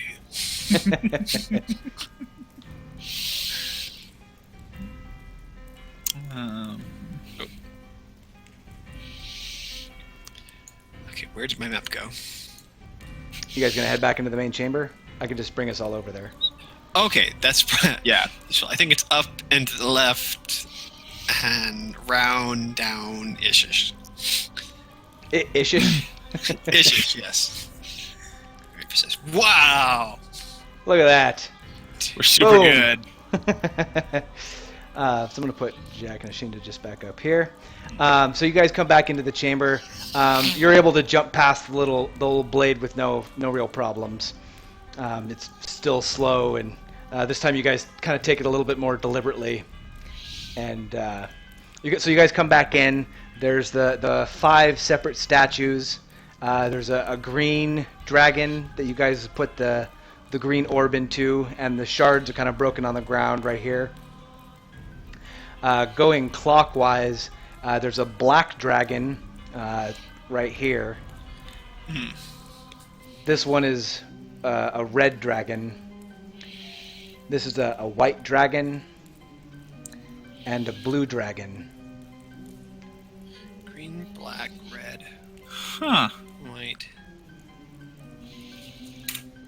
Interesting. I didn't really find a black orb. Could be the Earth one, I guess. Maybe. Maybe, or maybe the Earth one gets put in that altar. Since they're both Tekka related. And then maybe that brings us to another area that has the black orb?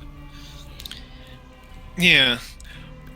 Well, assuming Kel has heard legends, I imagine legends of dragons are pretty prevalent.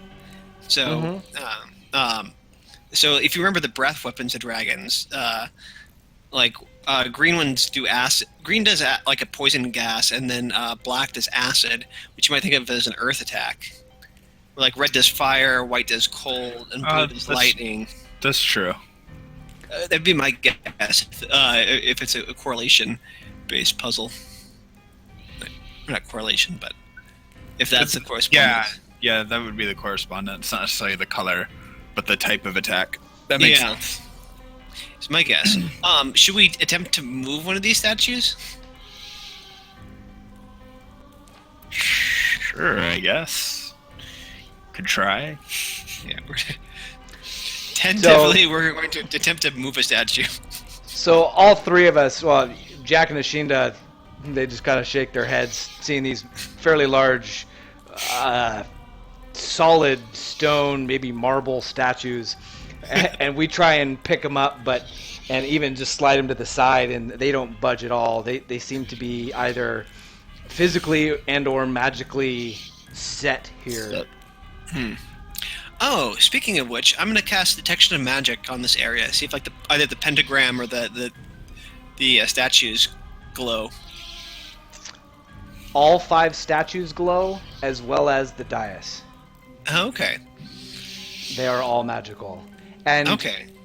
The glass shards of the orb still emanate a very faint magic. Okay. So not touch them with our hands.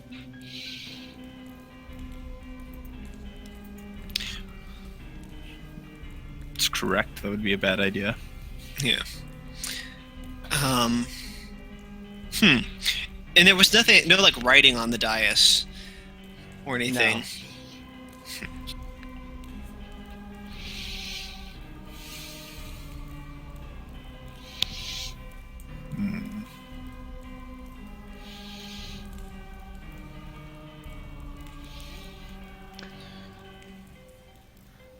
It does have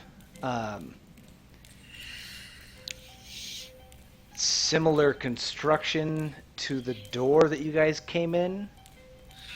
Okay. But it doesn't seem, there's no writing or anything on it. Yeah. I recognize some of the construction is celestial, I think, on the main door, right? Is that correct, or am I misremembering?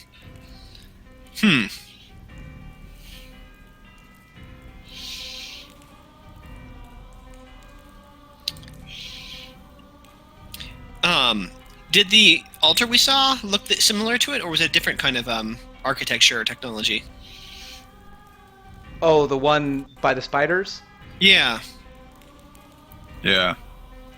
Make a engineering check. Okay. Or Arcana, either one. Okay. I think it makes a difference, but... Oh, yeah, because... Oh, really? Boo. So, the magic, you're not entirely sure about. The physical construction, to the eye, it looks pretty similar. Okay. Theory: the Deca are the celestial. I mean, I could see that once we get the 4 other orbs in here, that wherever this brings us gives us another orb or something that we then go put in the other altar. Yeah, or it's a teleporter. Oh yeah, it could give us another thing to put in the altar. Yeah.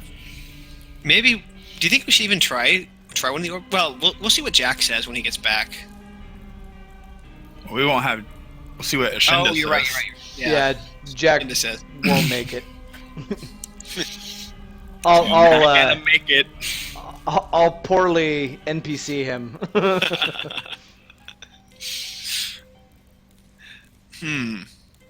Anything else you want to check out, James? I guess we should have just grabbed the orb while we were there. I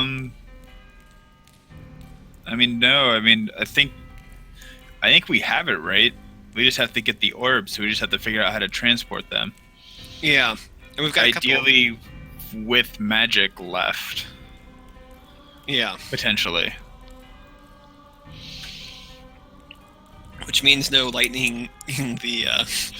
No lightning in the water, or no freezing the water, or yeah, whatever our plans were. We have to actually kill the Bogarts and the snake.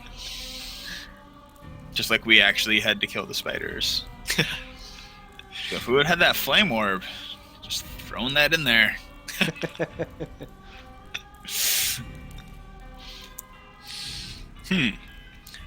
And I forget the difference between the green one that we put the orb in compared to the other one is that what is the difference between the two? The orbs or the dragons? The dragons. So, both of you make a Arcana check. Redeem yourself, Gale.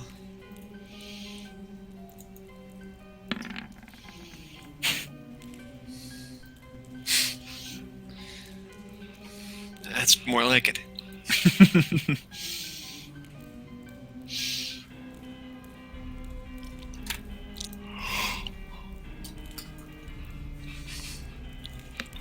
I write it down?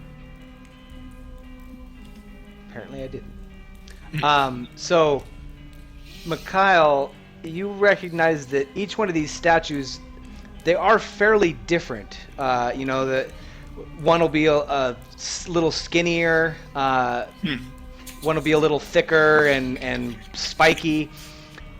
Each one is fairly representative of the race of dragon that its color is. So the green dragon very much looks like a green dragon, as well as the black and the red and the white and the blue. Each one has its own characteristics, but are all very consistent with that race.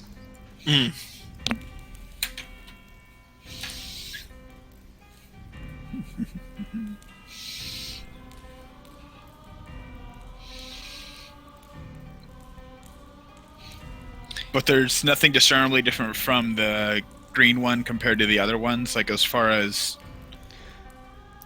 No, that was the statues. I couldn't find blue and red and different colored statues, so I had to do black, and I had a green one. So got it. Okay. Okay, got it. Yeah. The fragment. So I wonder if we shouldn't put the orb in the mouth if it goes on the corners of the pentagram.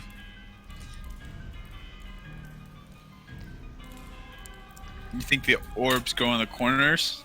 They could. I mean, the dragon really didn't do much other than bite it. It didn't change. So we could put the orbs on all 5 corners of the pentagram. That's true. Corresponding to the dragon. But didn't we read something that led us to believe to put the orb into the... Well, we had the memory. Remember, we were kind of laughing because we're like, oh yeah, didn't we have this memory where somebody put an orb in their mouth and they got, I think, Oh, put to they their got back? stabbed. Yeah. And we did it anyway. So, It's not the What? right answer. Mikhail, as you're also inspecting these statues and trying to remember what you can about dragons, you're kind of focused on the green one, and you know that its main attack that it seems to have isn't necessarily a big breath attack. It uses the forest around it to help it when it's in combat, and it will awaken treants to help fight.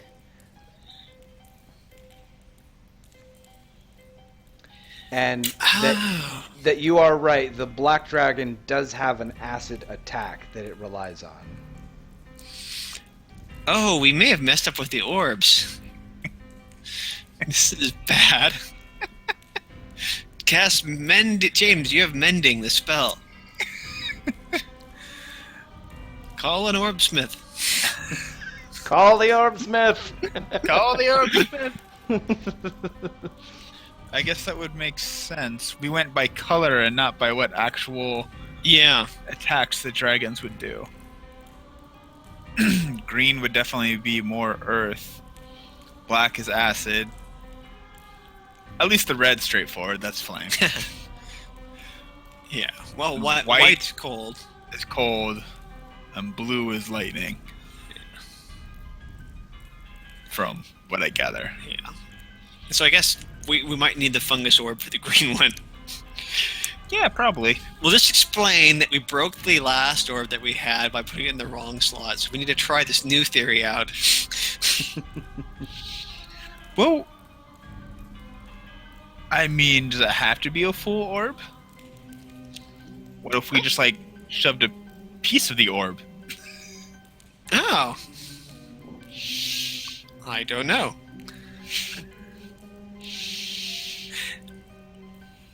And I mean, we were going off their journal too, so this is just some other parties. Yeah, what some other party thought needed to happen. And they all died. But, you know, we should totally follow what they did. Should we try to put a shard for, not touching it, move a shard to the area in front of the dragon? Or do you want to try your... Yeah, we could do that. If we can, like, if we find something to push the shards to, like, this corner. Because that's the black one, right? Yeah, I think that's the black one. Yeah. So we, like, questions would, they got some dead bodies around here, right?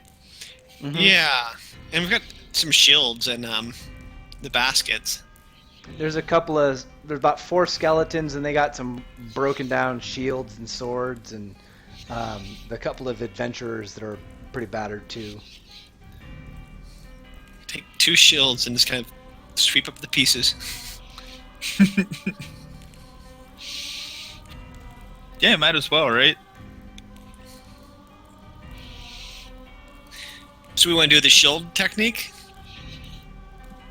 The shield or the bones? Shields seem bigger. Seems like it's going to be hard to pick up fragments with the bones. Yeah. So you're fairly good with chopsticks. Shinda probably is. Oh god. Shinda will use chopsticks to move the fragments. So you guys kind of scoop up some of the glass shards into a shield, and you are going to try and put it in the mouth of the other one? Or what are you Mouth going to do or with the corner, shards? James? I still think Mouth? mouth, because there's nothing on the corners, right? There's nothing that indicates that something should That's go there. true. Yeah. No, it's kind of just a smooth little platform that these rest on. Yeah. So yeah, I'd into you the guys- dragon's mouth. Take the shield and kind of shake some of the glass shards into its mouth, and the glass kind of just hits the mouth and shatters, not shatters, but kind of just breaks a little bit more and falls to the ground. Well, aren't we great? Both of you guys make intelligence checks. You guys are dumb shits. So, Mikhail, you remember that previously when you'd picked up the orb, it kind of burned anything that it touched, even the rocks, and nothing happened to the shield that you even picked it up with, and it doesn't seem to have any effect. Shit. So it's broken. Huh. Maybe the altar will fix it? That's a good idea. We should try it. Because the altar just had like a center where you just like put something into it, right? Yeah, I mean, it doesn't seem like these are working with the dragon. I say we try it. Okay. All right. So you guys scoop up all the shards and trek your happy little butts all the way down to the dais. You both set. Meanwhile, Dan's actually just thinking, God, fucking idiots.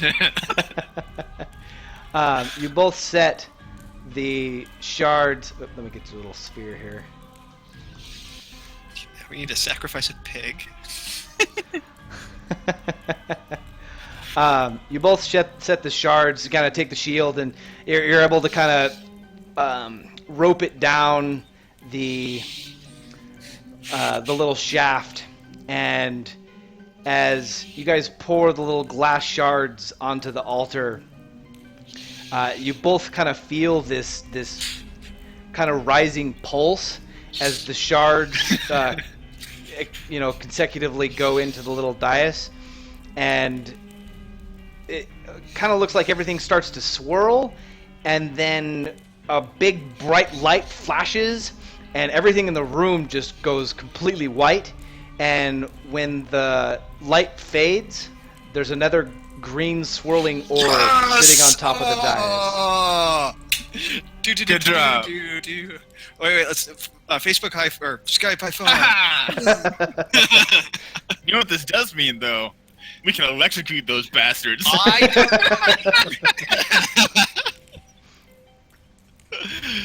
That means that plan's still in effect. Well, every uses his left. Okay. Good. I think this is a perfect place for us to stop. It is, because there's some. Yeah, no, this is perfect because we got about 5 minutes. Yeah. I want to try. Yeah, and... sounds good. Thanks, Dan. This was awesome. Good. I'm glad you liked it. So, quick little feedback. Did you guys like the way I did the combat with no initiative order being visible and just leading into people's turns through the actual combat? And did it speed up the combat any? It definitely sped up the combat, and I liked not being able to see the turn order to kind of really know, kind of made you pay attention. Yeah, I think yeah. what happens a lot, my brother's guilty of it, he'll be multitasking because he's trying to do work at the same time, and then it was like his turn's up and he'll be like, oh, what were we doing? So it's nice not to know when your turn is, so you can't just like, oh, I took my turn, it's gonna be like 10-15 minutes before my turn happens again, I can go off and do something else and then come back. So it keeps everyone engaged. It's a little harder, I know for me and probably for your guys, since we have both ourselves and Dwayne, or our animal companions. So that was tough to manage at the same time. I like the you have this opportunity to do something sort of thing. It's like, oh, whoa, Yeah. I can move, sort of thing like that. That was pretty exciting. I thought that worked pretty well. All right, good. Pacing wise. It was something that I read on that Angry DM guy, and I wanted to try it out. So I think we'll keep doing it. next session 2 weeks. I'll send out another email. Try to do tomorrow, but I've got a bunch of stuff for work. I'll probably not be able to get to it right away. No worries. And I think that's all, guys. All right, glad, dude. I'm glad we had at least the small session with the three of us, because Oh yeah, for sure. I really enjoyed. That was a good combat. So and with the little village and everything. God. Dramatic. Yeah. It's close. All right. I guess they're using my spells more. I'm too conservative with them. I'm like, I don't know when we're gonna rest next time. I'll hold off on casting this spell. Oh, we're gonna rest now. Oh well. Look at all these summoned creatures I could have cast. That probably would have helped us. I don't need those. We didn't need a wolf to help us. No. Michael's fine. Dove orc. Well, have a good one, you guys. I was Alrighty, awesome. Jen. All right, guys. Have a